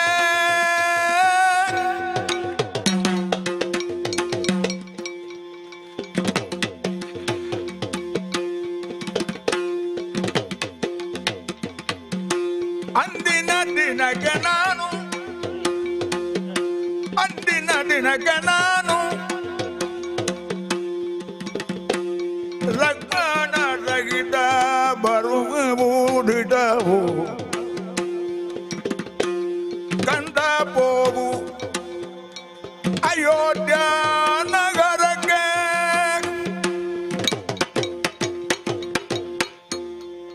ನಮ್ಮ ತಂದೆಯವರಿಗೆ ನಾವು 4 ಮಕ್ಕಳು ಹುಟ್ಟಿದ್ದು ಒಳ್ಳೆಯದೇ ಆಯಿತು. ತಂದೆಯವರು ಮಾಡಬಹುದಾದಂತಹ ಕಾರ್ಯವನ್ನು ನಾವು 4 ಹಂಚಿಕೊಂಡು ಮಾಡಬಹುದು. ಹೌದೌದು. ನಮ್ಮ ವಂಶದ ಕರ್ತವ್ಯ ಏನಿದೆಯೋ ಅದನ್ನು ಪಾಲು ಮಾಡಿಕೊಂಡು ಮಾಡಬಹುದು. ನಮಗೆ ಕೋಶದಲ್ಲಿ ಪಾಲು ಬೇಕು ಅಂತಿಲ್ಲ, ಕರ್ತವ್ಯದಲ್ಲಿ ಪಾಲು ಬೇಕು. ನಮ್ಮ ಸಂಸ್ಕಾರವೇ ಅಂತಹದ್ದು. ಆದ್ದರಿಂದ ಕಂದ ಒಂದು ತಂದೆಯ ಹಿರಿತನದಿಂದ ಅಣ್ಣನಾಗಿ ಅಣ್ಣನ ಪ್ರೀತಿಯಿಂದ ಹೇಳೋದು, ನೀನು ಈ ಪರಿವಾರ ಸಹಿತ ಅಯೋಧ್ಯ ನಗರಕ್ಕೆ ಹೋಗಬೇಕು. ಮಂದಿ ಮಾರ್ಬಲ ಆನೆ ಕುದುರೆ ಚತುರಂಗ ಬಲ ಎಲ್ಲವನ್ನು ಅಂದರೆ ಸಪ್ತಾಂಗ ರಾಜ್ಯ, ದೇಶ ಕೋಶ ದುರ್ಗ ಪ್ರಜಾ ಈ ಎಲ್ಲ ಅಂಗಗಳಿಂದ ಕೂಡಿದಂತಹ ರಾಜ್ಯವನ್ನು ನೀನು ಚೆನ್ನಾಗಿ ಆಳಬೇಕು. ನಮ್ಮ ತಂದೆಯವರ ಬಾಳೆ ಕೊನೆಗೊಳ್ಳುವಾಗ 4 ಕಂದಮ್ಮಗಳಾಗಿ ನಾವು ಹುಟ್ಟಿದ್ದೇವೆ. ಒಂದು ಕಂದು ಮತ್ತೆ ಬಾಳೆಯನ್ನು ಕೊಡುವುದಕ್ಕೆ ಇರಬೇಕು. ಆ ಕಂದನ್ನ ಉಳಿಸುವುದಕ್ಕೆ ಉಳಿದ ಕಂದಗಳು ದೂರ ಆದರೂ ತೊಂದರೆ ಇಲ್ಲ. ಆದ್ದರಿಂದ ಒಂದು ಕಂದನ್ನ ತೆಗೆಯುವುದು ಮತ್ತು ಬೇರೆ ಕಡೆಗೆ ನೆಡುತ್ತದೆ. ಯಾಕೆಂದ್ರೆ ಅಲ್ಲೇ ಬೆಳೆದರೆ ಮುಂದೆ ಕೊನೆಗೊಳ್ಳುವ ಕಂದ ಸರಿಯಾಗಿ ಬೆಳೆದೇ ಇರ್ಬೋದು. ಅದಕ್ಕಾಗಿ ನಾವೆಲ್ಲ ಕಾಡಿಗೆ ಹೋದ್ರೂ ಏನೂ ತೊಂದರೆ ಇಲ್ಲ.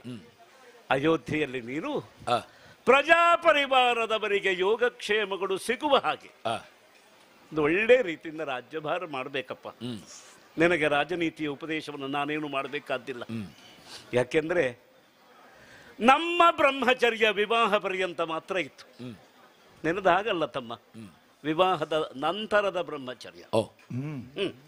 ವಿಶೇಷವಾದಂತಹ ಅಭ್ಯಾಸಕ್ಕಾಗಿ ನೀನು ನಿನ್ನ ಅಜ್ಜನ ಮನೆಗೆ ಸಾಗುವಾಗ ಹೆಂಡತಿಯನ್ನು ಬಿಟ್ಟೇ ಹೋದದ್ದು.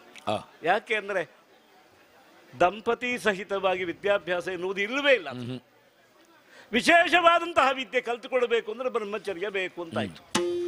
ವಿವಾಹ ನಂತರದ ಬ್ರಹ್ಮಚರ್ಯವನ್ನು ನೀನು ಪ್ರಯತ್ನವಿಲ್ಲದೆ ಸಹಜವಾಗಿ ರೂಢಿಸಿಕೊಂಡಿದ್ದೆ ಎನ್ನುವಾಗಲೇ ನಿನ್ನ ನಿರ್ಮಮವಾದ ರತಿಭಾವ ಅದ್ಭುತ ಇತ್ತು.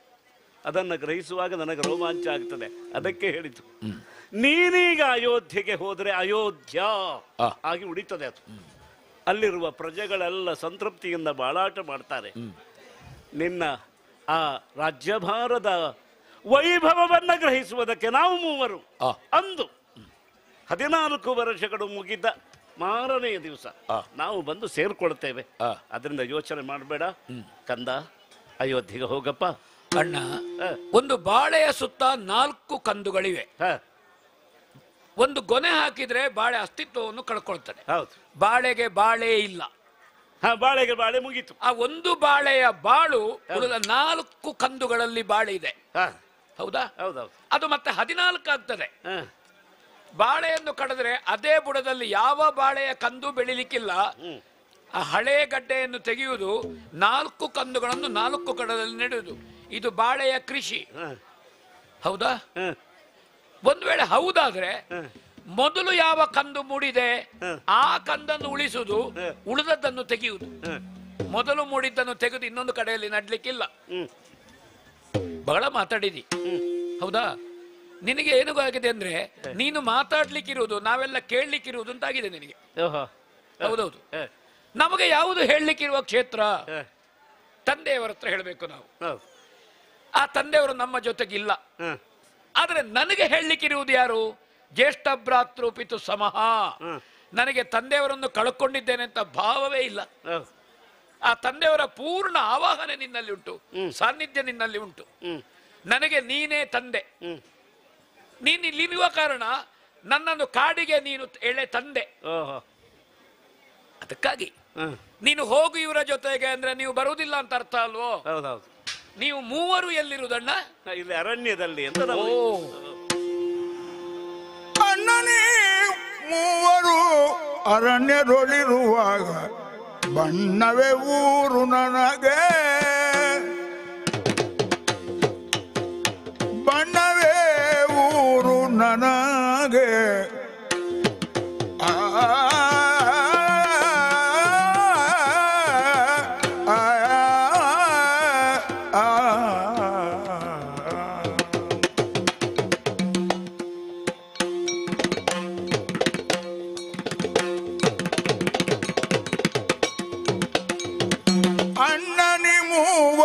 ಅರಣ್ಯದೊಳಿರುವಾಗ ಬಣ್ಣವೇ ಊರು ನನಗೆ,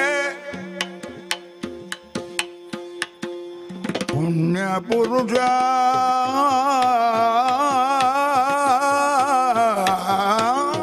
ಪುಣ್ಯ ಪುರುಷ ಪುಣ್ಯ ಪುರುಷ ನಿನ್ನ ಪಾದವ ಬಿಡೆ, ಪುಣ್ಯ ಪುರುಷ ನಿನ್ನ ಪಾದವ ಬಿಡನೆಂದು ಗೋಳಿತನ.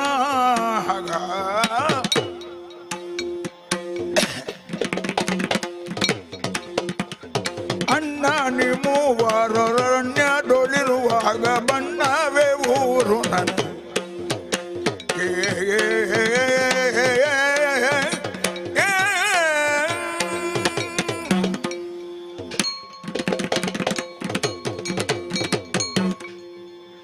ಮೂರೂ ಮಂದಿ ತಾಯಂದಿರ ಗರ್ಭದಲ್ಲಿ ನಾವು ಗರ್ಭೀಕರಿಸಿದ್ದು ದೇವ ನಿರ್ಮಿತ ಪಾಯಸದಿಂದ. ಹೌದಾ? ನಿನ್ನನ್ನು ಹೆರುವ ತಾಯಿಗೆ, ನನ್ನನ್ನು ಹೆತ್ತ ತಾಯಿಗೆ, ಅಥವಾ ಲಕ್ಷ್ಮಣ ಶತ್ರುಘ್ನರನ್ನು ಹೆತ್ತ ತಾಯಿಗೆ ಬೇರೆ ಬೇರೆ ಪಾತ್ರೆಯಲ್ಲಿ ಬೇರೆ ಬೇರೆ ದೇವತೆಗಳು ಬಂದು ಕೊಟ್ಟದ್ದಲ್ಲ ಪಾಯಸವನ್ನು. ಏನಿಲ್ಲ, ದೇವನಿರ್ಮಿತ ಪಾಯಸಮಿದಂ. ಪ್ರಾಜಾಪತ್ಯ ಪುರುಷ ತಂದು ಕೊಟ್ಟಿದ್ದು. ಒಂದೇ ಪಾತ್ರೆ, ಒಂದೇ ಪಾಯಸ. ತಂದ ಪಾತ್ರವೂ ಒಂದೇ, ಹಂಚಿದ ಪಾತ್ರವೂ ಒಂದೇ. ಪಾಯಸವನ್ನು ಮಾಡಿದ ಪಾತ್ರ ಒಂದೂ ಅಲ್ಲ, ದೇವ ನಿರ್ಮಿತ ಪಾಯಸ. ಕುಡಿದ ಪಾತ್ರಗಳು ಮಾತ್ರ 3. ಯಜ್ಞ ದೀಕ್ಷಿತರಾಗುವಾಗ ನಮ್ಮ ಅಯ್ಯನ ಜೊತೆಗೆ 3 ಮಂದಿ ತಾಯಂದಿರು ಯಜ್ಞ ದೀಕ್ಷಿತರಾಗಿದ್ದಾರೆ. ಹೌದು. ವಾಡಿಕೆಯ ಮಾತಿನಲ್ಲಿ ಹಿರಿಯ ರಾಣಿ ಅಂತ ಹೇಳಬಹುದು, ಹಾಗೆ ಅಂತ. ಹೌದಾ? ಪ್ರಸಾದ ತೆಕ್ಕೊಳ್ಳುವಾಗ 3 ಜನ ಇಲ್ವಾ? 3 ಜನ ಇದ್ದಾರೆ. ಇದು ವಿಶಿಷ್ಟ, ಇದು ಅಪೂರ್ವ. 3 ಮಂದಿಗೆ ಸೀಮಂತ ಒಟ್ಟಿಗೆ. ಹೌದು. ಒಂದು ನಕ್ಷತ್ರದ ವ್ಯತ್ಯಾಸದಲ್ಲಿ ನಾವು ಅಬ್ಬೆಯ ಹೊಟ್ಟೆಯಿಂದ ಹೊರಗೆ ಬಂದವರು. ಆದ್ದರಿಂದಲೇ ಅಣ್ಣ ತಮ್ಮಂದಿರು. ಹೌದು. ನೀನು ಜ್ಯೇಷ್ಠ, ನಿನಗೆ ನಾನು ಕನಿಷ್ಠ, ಉಳಿದವರು ನನಗೆ ಕನಿಷ್ಠ. ನಿನಗೆ ನಾ ತಮ್ಮ, ನಿನಗೆ ಲಕ್ಷ್ಮಣನೂ ಅಲ್ಲ ಶತ್ರುಘ್ನನೂ ಅಲ್ಲ. ಅಲ್ಲ, ನೀ ತಮ್ಮ ಆದ್ರಿಂದ ಅವರು ತಮ್ಮಂದಿರು, ಅವರು ನನಗೆ ತಮ್ಮಂದಿರು, ಹಾಗಾದ್ದರಿಂದ ನಿನಗೂ ನನಗೂ ತಮ್ಮಂದಿರ. ಅಲ್ಲ ಅಲ್ಲ ಅಂತ ಹೇಳಿದ್ರೆ ಮತ್ತೆ ಬೇರೆ ಮಾತಾಯ್ತಲ್ಲ, ಅದಕ್ಕೆ ಲಕ್ಷ್ಮಣನಿಗೆ ಅಣ್ಣ ನಾನು. ಹೌದು, ಆದ್ದರಿಂದ ನನ್ನ ಬೆನ್ನಿಗೆ ಹುಟ್ಟಿದವ, ನಿನ್ನ ಬೆನ್ನಿಗೆ ಅವ ಹುಟ್ಟಿದ್ದಲ್ಲ, ನಾನು ಹುಟ್ಟಿದ್ದು. ನಿನ್ನ ಅಣ್ಣನಾದ್ರಿಂದ ಅವನಿಗೂ ನಾನು ಅಣ್ಣ. ಹೌದು ಹೌದು. ನಿನಗೆ ನಾನು ತಮ್ಮನಾದ್ದರಿಂದ ಅವರು ನಿನಗೆ ತಮ್ಮಂದಿರು. ಅಂದ್ರೆ ಮಧ್ಯದಲ್ಲಿ ನೀನು ಸೇತು, ನಾನಿದ್ದೇನೆ. ನೀನು ಸೇತು ಅಂತ. ನನ್ನನ್ನು ದಾಟದೆ ನಿನಗೆ ಅಲ್ಲಿಗೆ ಹೋಗ್ಲಿಕ್ಕೆ ಆಗುದಿಲ್ಲ, ಅವರಿಗೂ ನನ್ನನ್ನು ದಾಟದೆ ಬರ್ಲಿಕ್ಕೆ ಆಗುದಿಲ್ಲ. ಆದ್ರೆ ನೀನು ನನ್ನ ಹತ್ರ ಬರ್ಲಿಕ್ಕೆ ಯಾರನ್ನೂ ದಾಟಬೇಕಾಗ್ಲಿಲ್ಲ. ಹೌದು, ನಾನು ದಾಟುವುದಿದ್ರೆ ನಿನ್ನನ್ನೇ ದಾಟಬೇಕಷ್ಟೇ. ಅಲ್ಲಲ್ಲ, ನನ್ನ ದಾಟಬಹುದು, ಅದು ದೊಡ್ಡದಲ್ಲ. ಯಾಕೆ ರಾಮ ಸಮುದ್ರ ಅಲ್ವಾ? ಅಲ್ಲ, ನೀನು ಹಾಗಾದ್ರೇನೆ ಪಾರಂಗತ ಆಗುದು. ಅಣ್ಣ, ರಾಮನೆಂಬ ಸಮುದ್ರದಲ್ಲಿ ನಾನು ಭರತ. ಸಮುದ್ರ ಇಲ್ಲದಿದ್ರೆ ಭರತ ಉಂಟಾ? ಅಲ್ಲ, ಸಮುದ್ರ ಇಲ್ಲದೆ ಇದ್ರೆ ಭರತ ಅಂತ ಹೆಸರು ಮಾತ್ರ. ಅಲೆಯೇ ಸಮುದ್ರ ಅಲ್ಲ, ಸಮುದ್ರದಲ್ಲಿ ಅಲೆ. ಹೌದು, ಅಲೆಯ ಮೆರೆದ ಆಟವೇ ಭರತ ಅಲ್ವಾ? ಹೌದೌದು. ಹಾಗಾದ್ರೆ ರಾಮನೆಂಬ ಸಮುದ್ರ ಮೆರೆಯುವುದು ಎಲ್ಲಿ? ಭರತನೆಂಬ ಅಲೆಯ ಅಲೆದಾಟದಲ್ಲಿ. ನನ್ನನ್ನು ಬಿಟ್ಟು ಸಮುದ್ರಕ್ಕೆ ಅಸ್ತಿತ್ವವೇ ಇಲ್ಲ. ಸಮುದ್ರವೇ ಅಲೆಯನ್ನು ಬಿಟ್ರೆ ಅಲೆ ಅಂತ ಇಲ್ಲೂ ಪ್ರಕಟೀಕರಣವೇ ಇಲ್ಲಲ್ಲ. ಸರಿ, ನೀ ನನ್ನನ್ನು ಬಿಟ್ಟರು ನಾನು ನಿನ್ನನ್ನು ಬಿಡುವುದಿಲ್ಲ. ಎಲ್ಲ ನಾನು ಬಿಡುದು, ನಾನು ನಿನ್ನನ್ನು ಬಿಡುವುದಿಲ್ಲಲ್ಲ. ಹೌದೌದು. ಈಗ ಯಾರು ಬಿಡಬಾರದು ಅಂತ ಇರುವುದು. ಈಗ ನೀವು 3 ಮಂದಿ ಅರಣ್ಯದಲ್ಲಿರ್ತೇವೆ, ಸೀಮಂತ ಒಟ್ಟಿಗೆ, ಒಂದು ನಕ್ಷತ್ರದ ವ್ಯತ್ಯಾಸದಲ್ಲಿ ನಾವು ಬಂದಿದ್ದೇವೆ, ನಾಮಕರಣ ಒಟ್ಟಿಗೆ, ಅಯೋಧ್ಯೆಯಲ್ಲಿ 4 ಮಕ್ಕಳಿಗೆ 2 ತೊಟ್ಟಿಲು, ಉಳಿದ ಊರಿನಲ್ಲಿ ಆದ್ರೆ 1 ಮಗು 2 ತೊಟ್ಟಿಲನ್ನು ಕೇಳ್ತದೆ. ನಿನ್ನೆ ಮಲಗಿದ ತೊಟ್ಟಿನಲ್ಲಿ ಇವತ್ತು ಮಲಗುವುದಿಲ್ಲ ಅಂತ. ಈ ಸಾಹೋದರಿಯ ನಮ್ಮಲ್ಲಿ ಉಂಟು. ಬೇಡ, ವಿವಾಹ ಒಟ್ಟಿಗೆ ಆಗುವ ಕ್ರಮ ಉಂಟಾ? ಬಿಲ್ಲು ಮುರಿದದ್ದು ನೀನು, ಆ 1 ಬಿಲ್ಲಿನಲ್ಲಿ 4 ಮದುವೆ ಆಗ್ಲಿಲ್ವಾ? ಹೌದೌದು. ಒಂದೇ ಮನೆಯಿಂದ ಹೆಣ್ಣು ತಂದಿದ್ದೇವೆ. ಹೌದು, 4 ಮಂದಿಗೂ 4 ಮಂದಿಯೂ ಒಂದೇ ಮನೆಯನ್ನು ಸೇರಿದ್ದಾರೆ. ಎಲ್ಲವೂ ನಾವು ಒಟ್ಟಿಗೆ. ನೀ ಹೇಳ್ತಿ ಭರತ ಕುಮಾರ ಇವರನ್ನೆಲ್ಲ ಕರ್ಕೊಂಡು ಅಯೋಧ್ಯೆಗೆ ಹೋಗು, ಅಯೋಧ್ಯೆಗೆ ಹೋಗುವ ಅಂತ ನೀನು ಹೇಳುದಿಲ್ಲ. ಹಾಗಾದ್ರೆ ಅಲ್ಲಿಂದ ಇಲ್ಲಿಯವರೆಗೆ ಗರ್ಭಾಂಕುರಗೊಳ್ಳುವಲ್ಲಿಂದ ಪುತ್ರ ಕಾಮೇಷ್ಟಿಯಿಂದ ಇಲ್ಲಿಯವರೆಗೆ ನಮಗೆ ಎಲ್ಲ ಸಂಸ್ಕಾರಗಳು ಒಟ್ಟೊಟ್ಟೊಟ್ಟೊಟ್ಟಿಗೆ ಆಗಿದೆ. ಹೌದಾ? ಇಲ್ಲಿಗೆ ಬರುವಾಗ ನೀವು ಬೇರೆ ಆಗುದು ಹೇಗೆ? ಅದು ಅಲ್ಲ, ಅದು ನಾವು ಬೇರೆ ಆದದ್ದೋ ಬೇರೆ ಮಾಡಿದ್ದ ಅಂತ ನೋಡುವ. ನೀವು 3 ಅರಣ್ಯದೊಳಿರ್ತೀರಿ ಅಂತಾದ್ರೆ ಬಣ್ಣವೇ ಯಾವುದು? ಬಣ್ಣವೇ ಇದಲ್ಲ, ಅಯೋಧ್ಯೆ ಬಣ್ಣವೇ. ಬರೇ ಬಣ್ಣ, ಅದು ಬೇಗಡೆ, ಅದು ಸಹಜ ಅಲ್ಲ ಅಂತ. ನೀನಿಲ್ಲದೆ ಇರುವ ನಾಡು ಕಾಡಾಗ್ತದೆ, ನೀನಿರುವ ಕಾಡು ನಾಡಾಗ್ತದೆ. ಹೌದಾ? ಆ ಕಾಡಿನಲ್ಲಿ ನಾವು ನಾಡಾಡಿಗಳಾಗುವುದಿಲ್ವ? ಅದಕ್ಕೆ ಬೇಕಾಗಿ ನಿನ್ನ ಮುಖ ನೋಡ್ಲಿಕ್ಕೆ ನನಗೆ ಧೈರ್ಯ ಸಾಕಾಗುವುದಿಲ್ಲ. ಅಯ್ಯೋ, ನನಗೆಲ್ಲ ಧೈರ್ಯ ಉಂಟು, ಯಾರ ಮುಖ ನೋಡುವಾಗಲೂ ನನಗೆ ಧೈರ್ಯ ಕಡಿಮೆ ಆಗುವುದಿಲ್ಲ. ನಿನ್ನ ಮುಖ ನಾನು ನೋಡುವುದೇ ಇಲ್ಲ, ಧೈರ್ಯ ಕಡಿಮೆ ಆಗ್ತದೆ ಅಂತ ಗೊತ್ತುಂಟು ನನಗೆ. ನಿನ್ನ ಪಾದವೇ ಗತಿ. ದೇವರನ್ನು ಹಿರಿಯರನ್ನು ಪಾದದಿಂದ ಗೌರವಿಸಬೇಕು, ಪಾದ ನೋಡ್ಬೇಕಂತೆ. ದೇವರದ್ದೋ ಹಿರಿಯರದ್ದೋ ಪೂರ್ಣ ದರ್ಶನ ನಮಗೆ ಆಗುವುದೇ ಇಲ್ಲ. ಯಾಕೆಂದ್ರೆ ನಾವು ಮತ್ತೆ ಹುಟ್ಟಿದವರು. ಹಿರಿಯರಿಗೆ ಕಿರಿಯರ ಪೂರ್ಣ ದರ್ಶನ ಆಗ್ತದೆ, ಕಿರಿಯರಿಗೆ ಹಿರಿಯರ ಪೂರ್ಣ ದರ್ಶನ ಆಗುವುದಿಲ್ಲ. ಅದಕ್ಕೆ ಬೇಕಾಗಿ ನಿನ್ನ ಪಾದವೇ ಗತಿ. ತನ್ನ ತಮ್ಮಗೆ ಪಟ್ಟ ಉಂಟೆ, ಸಮ್ಮತವಲ್ಲದಿದ್ದರೆ ಅಯೋಧ್ಯೆಗೆ ಜನ್ಮಾಂತರಕ್ಕೆ ಹೋಗೆನೋ. ನಿರ್ಮಲದಲ್ಲಿ ಸುತನಿರಲಾತನ ತಮ್ಮಗೆ ಪಟ್ಟ ಉಂಟೆ.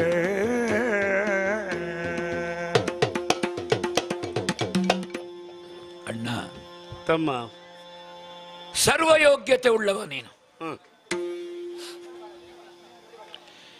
ನೀನು ಪ್ರಪಂಚದ ಬೆಳಕನ್ನು ಕಾಣುವ ಮೊದಲೇ ತಾಯಿಯ ಗರ್ಭದಲ್ಲಿರುವಾಗಲೇ ವಸಿಷ್ಠಾದಿ ಜ್ಞಾನಿಗಳು ಗುರುತಿಸಿದರು.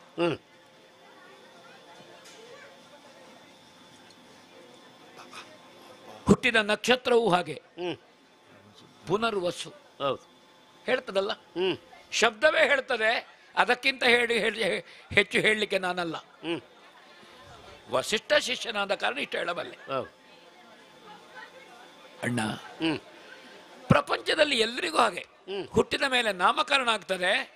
ನೀನು ಹುಟ್ಟುವ ಮೊದಲೇ ಹೆಸರು ಬಂದಿದೆ, ಆಕಾರ ಬರಲಿಲ್ಲ.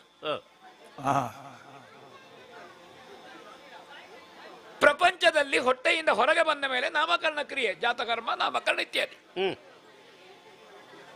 ಸಾವಿರ ವರ್ಷದ ಮೊದಲೇ ರಾಮ ಎಂಬ ಹೆಸರು ಬಂದಿದೆ, ರಾಮ ಬರಲಿಲ್ಲ. ಆ ಹೆಸರು ನಿನಗೆ ಬಂತು, ಅಥವಾ ನಿನಗಿಂತ ಮೊದಲೇ ನಿನ್ನ ಹೆಸರು ಬಂತು. ನಿನ್ನ ಜೊತೆಗೆ ನಾವು ಹೆಸರಿಗೆ ಬಂದೆವು, ಅಥವಾ ನಿನ್ನ ಜೊತೆಗೆ ನಮಗೆ ನಾಮಕರಣ ಆಯಿತು. ನಮ್ಮ ಹೆಸರು ಬರಬೇಕಿದ್ರೆ 1000 ವರ್ಷ ಕಾಯಬೇಕಾಯಿತು. ನಿನ್ನ ಸಾವು ಇರದ ಹೆಸರು 1000 ವರ್ಷದ ಹಿಂದೆ ಬಂದಿದೆ.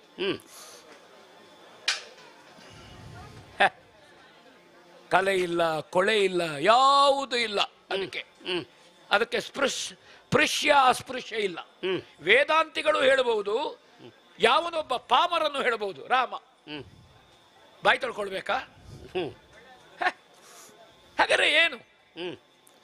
ನಿರ್ಮಲದಲ್ಲಿ ನಿನ್ನ ಹೆಸರಿನಲ್ಲಿರುವ ನಿರ್ಮಲ ಏನು? ಉಳಿದ ದೇವರಿಗೆ ಪೂಜೆ ಮಾಡುವಾಗ ನಿನ್ನೆಯ ನೈರ್ಮಲ್ಯವನ್ನು ತೆಗಿಲಿಕ್ಕುಂಟು. ರಾಮನಿಗೆ ಅಶೌಚ ಉಂಟಾ? ಕೊಲೆ ಸೂತಕ ಉಂಟಾ? ರಾಮ ಗುಹನನ್ನ ಅಪ್ಪಿಕೊಡ್ತಿ, ಹೌದಾ?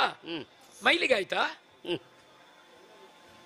ನಿರ್ಮಲದಲ್ಲಿ ನಿನ್ನ ಹೆಸರಿನಲ್ಲೇ ನಿರ್ಮಲ ಉಂಟು, ಯಾವ ವಿಕಾರವೂ ಇಲ್ಲ. ರಾಮ ಹೇಳಬೇಕಿದ್ರೆ ಮುಖ ಗಂಟಿಕ್ಕುವುದು ಬೇಡ, ಹೌದಾ? ತುಟಿ ಕಚ್ಚುವುದು ಬೇಡ, ನಾಲಿಗೆ ಹೊರಳದೆ ಇರುವುದೂ ಇಲ್ಲ.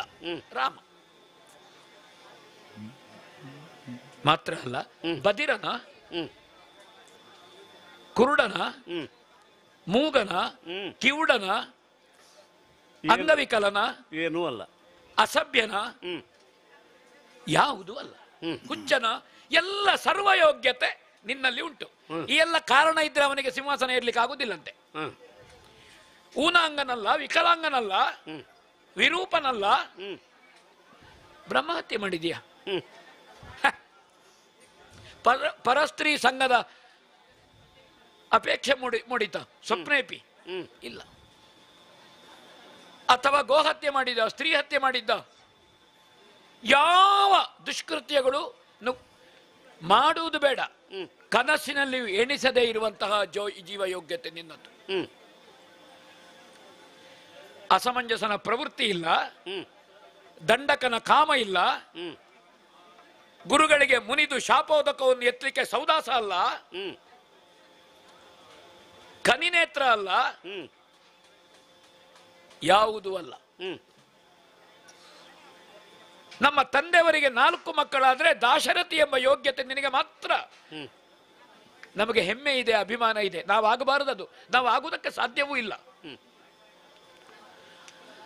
ವಸಿಷ್ಠರಂತವರು ನಿನ್ನ ಮುಂದೆ ನಿಜ ಅರ್ಥದಲ್ಲಿ ಮೌನಿಗಳಾಗ್ತಾರೆ. ಏಕಪಾಟಿಯಾಗಿ ಬುದ್ಧಿ ಹುಟ್ಟಿದಲ್ಲಿಂದ ಸ್ವಾಧ್ಯಾಯಿಯಾಗಿ ಪಿತೃ ಪ್ರೀತಿಯನ್ನು, ಪಿತೃವಿನ ವಾತ್ಸಲ್ಯವನ್ನು, ಪಿತೃ ಪ್ರೇಮವನ್ನು ಬಾಕಿದ್ದವರಿಗೆ ಹರಿಯಗೊಡದ ಯೋಗ್ಯತೆ ನಿನ್ನದು. ನಮಗದರಲ್ಲಿ ಬೇಸರ ಇಲ್ಲ. ನಿನ್ನನ್ನು ಅಪ್ಪಯ್ಯ ಅಪ್ಪಿಕೊಂಡ್ರೆ ನಮಗೆ ಸಂತೋಷ ಆಗ್ತಿತ್ತು. ಯಾಕಂದ್ರೆ ನಾವೆಲ್ಲ ರಾಮ ಮನೋವೃತ. ಅದಕ್ಕಾಗಿ ಅಣ್ಣ, ನಿರ್ಮದಲ್ಲಿ ಜ್ಯೇಷ್ಠ ಸುತನೆಲ್ಲರಾಗಿ ಕಿರಿಯನಿಗೆ ಪಟ್ಟ ಅಂತ ನಮ್ಮ ಶಾಸನದಲ್ಲಿ, ನಮ್ಮ ಸಂವಿಧಾನದಲ್ಲಿ ಅಲ್ಲಿ ಅದ್ರ ಉಂಟ ಹೇಳೋದೇನು? ಸಂಕಲ್ಪವನ್ನು ಮೀರಿ ವ್ಯವಹರಿಸುವುದಕ್ಕೆ ಈ ಲೋಕದಲ್ಲಿ ಯಾರಿಗೂ ಅವಕಾಶ ಇಲ್ಲ. ಅದಕ್ಕೆ ಬೇಕಾಗಿ ನಾ ಹೇಳ್ತೇನೆ, ಸರ್ವಯೋಗ್ಯತೆ ಇರುವ. ಇನ್ನೊಂದು ಹೇಳ್ತೇನೆ ನಾನು, ಗರುಡನ ವೇಗ ಮಿಕ್ಕ ಬಾನಾಡಿಗಳಿಗಿಲ್ಲ. ಕುದುರೆಯಂತೆ ನೆಗೆದು ಹಾರಿ ಓಡುವ ಸಾಮರ್ಥ್ಯ 4 ಕಾಲಿನ ಮತ್ತೊಂದು ಪ್ರಾಣಿಗಿಲ್ಲ. ಅದು ಹೊರೆಯನ್ನು ಹೊರ್ತದೆ. ಕಸ್ತೂರಿಯ ಪರಿಮಳ ಕತ್ತೆಗೆ ಗೊತ್ತಾಗ್ತದ? ಇಲ್ಲವಲ್ಲ. ಬಣ್ಣ ಒಂದೇ, ಬೆಳೆಯುವುದು ಒಂದರಲ್ಲೇ, ಆದರೆ ಕೋಗಿಲೆಯಂತೆ ಕಾಗೆ ಹಾಡುವುದಕ್ಕೆ ಸಾಧ್ಯ ಇಲ್ಲ. ಅದಕ್ಕಾಗಿ ನೀರಿನ ಹರಿವು, ಬೆಂಕಿಯ ಉರಿತ, ಗಾಳಿಯ ಬೀಸುವ ಗುಣ ಇದು ನಮ್ಮಲ್ಲಿಲ್ಲ, ಇದಿರುವುದು ನಿನಗೆ. ಅದಕ್ಕಾಗಿ ನೀನು ಬಾರದೇ ಇದ್ರೆ ಚಂದ್ರನಿಲ್ಲದ ಭಾನು ಅಯೋಧ್ಯೆ, ನೀನು ಬಾರದೇ ಇದ್ರೆ ನೇತ್ರಗಳಿಲ್ಲದ ಮುಖ ಅಯೋಧ್ಯೆ, ನೀನು ಬಾರದೇ ಇದ್ರೆ ನೀರು ಹರಿಯದ ಹೊಳೆ ಅಯೋಧ್ಯೆ, ನೀನು ಬಾರದೇ ಇದ್ರೆ ನಮ್ಮಲ್ಲಿ ಯುದ್ಧ ಇದೆ ಅಂತರಂಗದಲ್ಲಿ, ನೀನು ಬಂದ್ರೆ ನಾವು ಅಯೋಧ್ಯೆ. ಅದಕ್ಕಾಗಿ ಅಯೋಧ್ಯೆಗೆ ನೀನು ಬರಬೇಕು. ಯಾಕೆ? ನಾವೆಲ್ಲ ಯೋಧರಾಗಬೇಕು. ನೀನು ಬಾರದೇ ಇದ್ರೆ ಯುದ್ಧವೇ ಇಲ್ಲದ ನಾಡಾಗುವುದಿಲ್ಲ ಈ ಕ್ಷೇತ್ರ. ಇದು ಯುದ್ಧ ಮಾಡುವ ಕಾಡಾಗ್ತದೆ. ನಿನಗೆ ಸಹಾಯಕನಾಗಿ ನಿನ್ನ ಸೇವೆ ಮಾಡಬೇಕು ಅಂತ ನಮಗೆಲ್ಲ ಇರುವುದು, ನಿನ್ನಿಂದ ಸೇವಿಸಬೇಕು ಅಂತ ನಮಗಿಲ್ಲ ರಾಮ. ಅದಕ್ಕಾಗಿ ಬಾ. ಇಷ್ಟು ಮಂದಿಯನ್ನು ನಂಬಿಸಿದ್ದೇನೆ. ಭರತನ ಮೇಲಿನ ಪ್ರೀತಿ, ಭರತ ಮೇಲಿನ ವ್ಯಾಮೋಹ ಅಲ್ಲ, ನನ್ನ ಮಾತಿನಲ್ಲಿ ವಿಶ್ವಾಸ. ಸಿಂಹಾಸನವನ್ನು ಏರಿ ಆಜ್ಞೆ ಮಾಡಬಹುದು, ಆದರೆ ಆಜ್ಞೆ ಮಾಡುವ ಶಕ್ತಿ ನನಗಿಲ್ಲ. ಯಾಕೆ? ಅವರ ಹೃದಯದಲ್ಲಿ ರಾಮ ಇರುವುದು. ಹೃದಯದಲ್ಲಿ ರಾಮನನ್ನು ಹೊತ್ತ ಪ್ರಜೆ ಭರತನ ಆಜ್ಞೆಯನ್ನು ಅನುಷ್ಠಾನ ಮಾಡ್ತಾರ? ಅದು ರಾಮಾಪಚಾರವಾಗ್ತದೆ. ನಾನು ಆಜ್ಞೆ ಮಾಡುವುದು. ಹೃದಯದಲ್ಲಿ ರಾಮ ಇದ್ದವನಿಗೆ ಭರತ ಆಜ್ಞೆ ಮಾಡ್ತಾರೆ ಅಂತ ಅರ್ಥ ಏನು? ನನಗೆ ಸ್ವರೂಪ ಜ್ಞಾನ ಇಲ್ಲ ಅಂತ ಅರ್ಥ ಅಲ್ವೋ? ಏನ್ ಹೇಳಿದ್ದೇನೆ ಅವರಿಗೆ? ಯಜ್ಞಕುಂಡದಿಂದ ಯಜ್ಞೇಶ್ವರನ್ನು ತರುವಂತೆ ನಾನು ರಾಮನನ್ನು ಕರ್ಕೊಂಡು ಬರ್ತೇನೆ ಅಂತ ಹೇಳಿದ ಕಾರಣ ಇವರು ಬಂದಿದ್ದಾರೆ. ರಾಮನನ್ನು ಕರ್ಕೊಂಡು ಬರ್ತೇನೆ ಅಂತ ಬಿಟ್ರೆ ಬೇರೆ ಏನೇ ಹೇಳಿದ್ರು ಇವರು ಒಪ್ಪುದಿಲ್ಲ. ಆ ತಾಯಂದಿರು ಬಂದದ್ದು, ಈ ಗುರುವೃಂದದವರು ಬಂದದ್ದು, ಇಷ್ಟು ಮಂದಿ ಚದುರಂಗ ಸೇನೆ ಬಂದದ್ದು ಯಾಕಣ್ಣ? ನಿನ್ನನ್ನು ನಾನು ಕರ್ಕೊಂಡು ಬರ್ತೇನೆ ಅಂತ ಹೇಳಿದ ಕಾರಣ ಬಂದಿದ್ದಾರೆ ಅವರು. ಅದಕ್ಕಾಗಿ ಇಲ್ಲ, ದೊಡ್ಡ ಮನಸ್ಸು ಮಾಡಬೇಕು, ವಿಶಾಲ ಹೃದಯ ಆಗಬೇಕು. ನೀನು ಅಯೋಧ್ಯೆಗೆ ಬರಬೇಕು ಅಂತ ಪ್ರಾರ್ಥಿಸಲಿಕ್ಕೆ, ವಿನಂತಿಸಲಿಕ್ಕೆ ನಾ ಬಂದಿದ್ದೇನಣ್ಣ. ಇದು ನನ್ನ ಮಾತಲ್ಲ, ಇದು ಅಯೋಧ್ಯೆಯ ಪ್ರಜೆಗಳ ಭಾವ, ಅಯೋಧ್ಯೆಯ ಪ್ರಜೆಗಳ ಭಕ್ತಿ. ಅದಕ್ಕಾಗಿ ಪ್ರಾಕೃತರಿಗೆ ರಾಜ ಮನುಷ್ಯ, ನಮ್ಮಂತಹ ಭಾವುಕರಿಗೆ ನಾ ವಿಷ್ಣು ಪ್ರತಿಪತ್ತಿ. ಹಾಗಾದ ಕಾರಣ ಭಕ್ತನಾಗಿ ಭಗವಂತನಂತೂ ಕರೆತರಲಿಕ್ಕೆ ನಾ ಬಂದಿದ್ದೇನೆ. ರಾಮ ವ್ಯಕ್ತಿ ಅಲ್ಲ, ರಾಮ ಶಕ್ತಿ. ರಾಮ ವ್ಯಷ್ಟಿ ಅಲ್ಲ, ರಾಮ ಸಮಷ್ಟಿ. ಈ ಸಮಷ್ಟಿ ಪ್ರಜ್ಞೆಯಿಂದ ನನ್ನ ಕೊರಳಿನಲ್ಲಿರುವುದು ಸಮಷ್ಟಿಯ ಧ್ವನಿ. ಇದು ಸಾವಿರ ಸಾವಿರ ಪ್ರಜೆಗಳ ಧ್ವನಿ. ಇದು ಅಣ್ಣ ಮುಖ ತೋರಿಸು ನನಗೆ. ತಮ್ಮ, ಓ, ಹಲವು ಪ್ರಕಾರಗಳಿಂದ ರಾಮನನ್ನು ನೀನು ಪ್ರೀತಿಸ್ತಾ ಇದ್ದೀಯ. ಆ ಪ್ರೀತಿಯನ್ನೇ ಅಡಿಗಲ್ಲಾಗಿ ಇಟ್ಟುಕೊಂಡು ರಾಮನ ಆಗಮನಕ್ಕೆ ಒಂದು ಭವ್ಯವಾದ ವಾದಭೂಮಿಕೆಯನ್ನು ನೀನು ರಚನೆ ಮಾಡಿದ್ದಿ. ಸಂತೋಷ ಆಯಿತು. ಸಂತೋಷ ಅಲ್ಲ ಅಂತಲ್ಲ, ಆದರೆ ನಿನ್ನಷ್ಟು ಭಾವುಕನಾಗಿ ನಾವು ಯೋಚನೆ ಮಾಡಿದರೆ ಎಲ್ಲೋ ಒಂದು ಕಡೆಗೆ ಪ್ರಮಾಣ ಪದ್ಧತಿಯನ್ನು ಮೀರಿದಂತಾಗಿ ವಿವೇಕದ ಕಕ್ಷೆಯಿಂದ ಹೊರಬರಬೇಕಾಗ್ತದೆ ಅಂತ ನನಗನ್ನಿಸ್ತದೆ. ಯಾಕೆ ಅಂತಂದರೆ ಯಾವುದೋ ಒಂದು ಘಟನೆಯಿಂದಾಗಿ ಒಂದು ಇಕ್ಕಟ್ಟಿನ ಧರ್ಮ ನಮಗೆ ಗೋಚರವಾಗ್ತದೆ. ಹೇಗೆ ಇದನ್ನು ಅನುಷ್ಠಾನ ಮಾಡೋದು, ಯಾವುದನ್ನು ಮಾಡಬೇಕು, ಯಾವುದನ್ನು ಮಾಡಬಾರದು ಅಂತ ಈ ವಿಧಿ ನಿಷೇಧಗಳನ್ನು ನಾವು ಚಿಂತನೆ ಮಾಡಿ ವಿವೇಚನೆ ಮಾಡಿ ಒಂದು ಸರಿಯಾದ ನಿರ್ಣಯಕ್ಕೆ ಬರಬೇಕು ಅಂತಾದರೆ ಆ ಘಟನೆ ಯಾವುದು, ಘಟನೆಯಲ್ಲಿ ಪಾಲ್ಗೊಂಡ ನಾವು ಯಾರು, ನಮ್ಮ ಕರ್ತವ್ಯ ಎಷ್ಟರದು, ಯಾರು ಯಾವ ಪ್ರಕಾರವನ್ನು ಆಯ್ಕೆ ಮಾಡಿಕೊಳ್ಬೇಕು, ಇಷ್ಟನ್ನು ಯೋಚಿಸಬೇಕೋ ಬೇಡವೋ? ಯಾರೋ ತಮ್ಮ ನಾವು ಅಣ್ಣ, ಯಾರು ಯೋಚನೆ ಮಾಡು. ಅಷ್ಟು ಹೇಳುವಾಗ ನಿನಗೆ ಮುಖ ಕೆಂಪಾಗ್ತದೆ, ಕೋಪ ಮಾಡ್ತೀಯಾ? ಕೋಪಿಸಿಕೊಂಡು ನೀ ಜಲಸದೆ ಭೂಪ ಪೋಪೆನು ಊರಿಗೆ ಕೋಪಿಸಿಕೊಂಡು ರಥಿತವಾಗಿ ಪೋಪೆ ಮತ್ತೊಂದೂರಿಗೆ ಭೂಪ ನಿನ್ನಂತ ರಂಗವೆಲ್ಲಾಗಿ ಗಿಡಕೆಂಡು ಮಮ್ಮಲ ಮರುಗಿದನು. ನಿನಗೆ ಒಂದು ಅಸ್ತ್ರ ಉಂಟು, ಶಾಸ್ತ್ರ ತಂದಿಡುವುದು. ಅಲ್ಲ, ಶಾಸ್ತ್ರಕ್ಕಾಗಿ ನಾನು ಕೋಪವನ್ನೂ ಮಾಡ್ತೇನೆ, ತಾಪವನ್ನು ಅನುಭವಿಸ್ತೇನೆ. ಎರಡು ಉಂಟು, ಇಲ್ಲ ಅಂತಲ್ಲ. ನೀನು ತಾಪ ಅನುಭವಿಸುವಾಗ ನಾವಿರುವುದಿಲ್ಲ, ನೀನು ಕೋಪ ತೋರಿಸುವುದು ನಾವು ಹೋಗ್ಲಿಕ್ಕೆ ಇಲ್ಲಿಂದ. ಅಣ್ಣ, ನೀನು ಯಾರಲ್ಲಿ ಕೋಪ ಮಾಡುದು? ನನ್ನಲ್ಲೇ ಮಾಡಬೇಕಷ್ಟೇ. ಕೋಪಿಸಿಕೊಂಡು ಜರೆದರೆ ಸಿಟ್ಟು ಬರ್ತದ? ಸಿಟ್ಟು ಬರ್ತದ ನಿನಗೆ? ಅಲ್ಲ, ನೀನು ಹೀಗೆ ಮಾತಾಡಿದ್ರೆ ಸಿಟ್ಟು ಬರಲೇಬೇಕು. ದೇವರು ದೊಡ್ಡವ. ಯಾರು ಸಿಟ್ಟು ಬರುವಾಗ ಹೇಳುವುದಿಲ್ಲ, ನೀ ಹೇಳ್ತೀಯಲ್ಲ ಸಿಟ್ಟು ಬರ್ತದೆ ಅಂತ. ಸಿಟ್ಟು ಬರುವುದಿಲ್ಲ, ಅದು ಸಿಟ್ಟು ಮಾಡ್ತೇನೆ ಅಂತಲ್ಲ, ಸಿಟ್ಟು ಬರ್ತದೆ ಅಂತ. ಹೌದೌದು, ನಿನ್ನನ್ನು ಕೊಲ್ತೇನೆ ಅಂತ ಒಬ್ಬ ಎತ್ತಿ ಅಮೃತ ಭಾಂಡದಲ್ಲಿ ಮುಳುಗಿಸಿದ್ರಂತೆ. ಯಾಕೆಂದ್ರೆ ವಿಷದ ಬಾಂಡ ಎಡಗೈಯಲ್ಲಿರುವುದು, ಅವನಿಗೆ ಎಡಗೈ ಅಭ್ಯಾಸ ಇಲ್ಲ. ನಿನ್ನನ್ನು ಈಗ ಕೊಲ್ತೇನೆ ಅಂತ ಮುಳುಗಿಸಿ ಅಮೃತ ಬಾಂಡ. ನಿಮ್ಮಂತವರಿಗೆ ಸಿಟ್ಟು ಬಂದ್ರೆ ನಮಗೆ ಅಮೃತ ಯೋಗ ಅಂತ ಅರ್ಥ. ನಿನಗೆ ಸಿಟ್ಟು ಮಾಡ್ಲಿಕ್ಕಿರುವ ಕ್ಷೇತ್ರ ಇದಲ್ಲ, ಇದು ಅನುಗ್ರಹಿಸಲಿಕ್ಕಿರುವ ಕ್ಷೇತ್ರ. ಹೋಗ್ಲಿ, ಇವರನ್ನು ವಂಚಿಸಿದನಲ್ಲ ನಾನು, ರಾಮನನ್ನು ಕರ್ಕೊಂಡು ಬರ್ತೇನೆ ಅಂತ ಇವರು ವಿಶ್ವಾಸದಿಂದ ಬಂದ್ರೆ ನಾನು ಇವರನ್ನು ವಂಚಿಸಿದೆ ಇವತ್ತು. ಪುನಃ ಅವರಿಗೆ ಮುಖ ತೋರಿಸಬೇಡುವ ನಾನು? ಈಗ ನನ್ನ ಹಿಂದೆ ಇದ್ದಾರೆ ಅವರು ಕಾದು ಕೂತಿದ್ದಾರೆ. ಒಮ್ಮುಖ ಆಗುವುದು, ನಾವು ಮುಖಾಮುಖಿ ಆಗುವುದಲ್ಲ, ಒಟ್ಟಿಗೆ ನಾವು ಬರ್ತೇವೆ ಅಂತ. ಇವರಿಗೆ ತೋರಿಸಲಿಕ್ಕೆ ನನಗೆ ಮುಖ ಇಲ್ಲ. ತಮ್ಮನ ಆಗ್ರಹ, ನನ್ನ ಪ್ರೀತಿ, ನನ್ನ ವಾತ್ಸಲ್ಯವನ್ನು ನೀನು ಅನುಭವಿಸುವುದಿಲ್ಲ. ಕರು ಕೆಚ್ಚಲಿಗೆ ಗುದ್ದಿದ್ರೆ ಹಾಲು ಕೊಡ್ತದೆ, ರಕ್ತ ಬರುವುದಿಲ್ಲ. ಈ ಕರು ಕೆಚ್ಚಲಿಗೆ ಗುದ್ದಿದ್ರೆ ನಿನಗೆ ಕಣ್ಣು ಕೆಂಪಾಗ್ತದೆ, ಕಾಲೆತ್ತುತ್ತೆ ನೀನು. ಹಾಗಾದ್ರೆ ವಾತ್ಸಲ್ಯ ಇಲ್ಲ ಅಂತ ಅರ್ಥ. ಹೋಗಲಿ, ನನಗೆ ಆಶ್ರಯ ಉಂಟು ಅಂತ ನಾ ಬಂದದ್ದು. ನೀನು ನನ್ನನ್ನು ಕೈ ಬಿಟ್ಟಿ ಅಂತಾದ್ರೆ ನಾನು ನಿರಾಶ್ರಿತ ಅಲ್ವೋ? ನಿರಾಶ್ರಿತರಾದವರು ಇಲ್ಲಿ ಯಾಕೆ ಬೋಳು ಮರದ ಅಡಿಯಲ್ಲಿ ನಿಲ್ಲುವುದು? ಹೋಗಲಿ, ದೇಶ ವಿಶಾಲವಾಗಿದೆ, ಕಾಲ ಅನಂತವಾಗಿದೆ. ಎಲ್ಲಿಯಾದ್ರೂ ಹೋಗ್ತೇನೆ ನಾನು, ಇಲ್ಲೇ ಇರಬೇಕು ಅಂತುಂಟ? ಎಲ್ಲಿ ಹೋದ್ರು ನಾನು ಸೂರ್ಯವಂಶದ ಆಡಳಿತದ ನೆಲದಲ್ಲಿದ್ದೇನೆ, ನಮ್ಮ ನೆಲದಲ್ಲಿದ್ದೇನೆ. ಬದುಕಿನಲ್ಲಿ ಎಂದೂ ನಿನಗೆ ಮುಖ ತೋರಿಸುವುದಿಲ್ಲ. ಒಬ್ಬ ತಮ್ಮನನ್ನು ಕಳ್ಕೊಂಡಿದ್ದ ನೀ ತಿಳ್ಕ, ಆಯ್ತಾ? ಮತ್ತೆ ಯಾವಾಗಾದ್ರೂ ಸಿಕ್ಕಿದ್ರೆ ಕಾಣುವ, ಕಂಡ್ರೆ ನೆನಪಾದ್ರೆ ಮಾತಾಡುವ.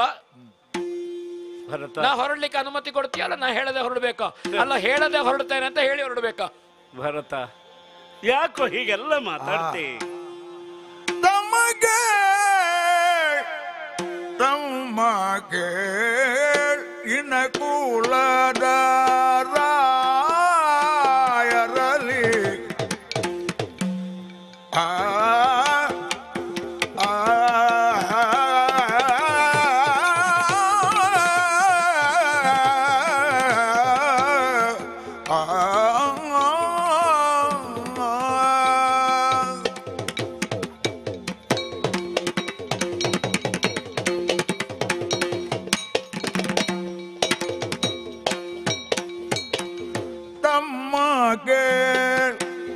ಕುಲದ ರಾಯರಲಿ ಜನಿಸಿದ್ದ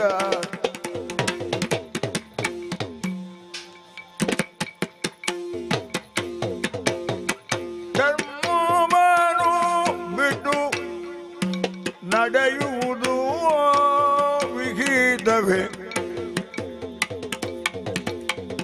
ಯಾಕಲ್ಲ ಯಾಕಲ್ಲ ಪಿತನ ಭಾಗ್ಯವ ಮೀರಿ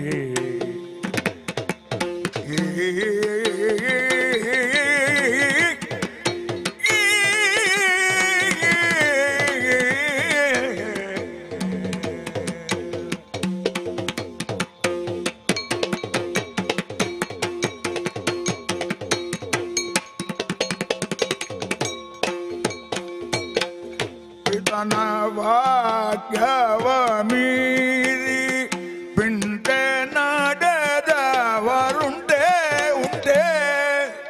ಯಾರಿದ್ದಾರಪ್ಪ ಹಾಗೆ ನಡೆದವರು? ಅತಿರೇಕ ಅತಿರೇಕವಿದು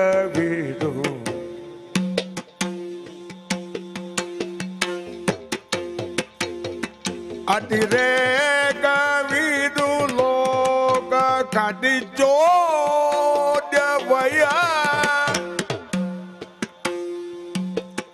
ತಮಗೆ ಇನಕುಲದ ರಾಯ ಜನಿಸಿದ್ದು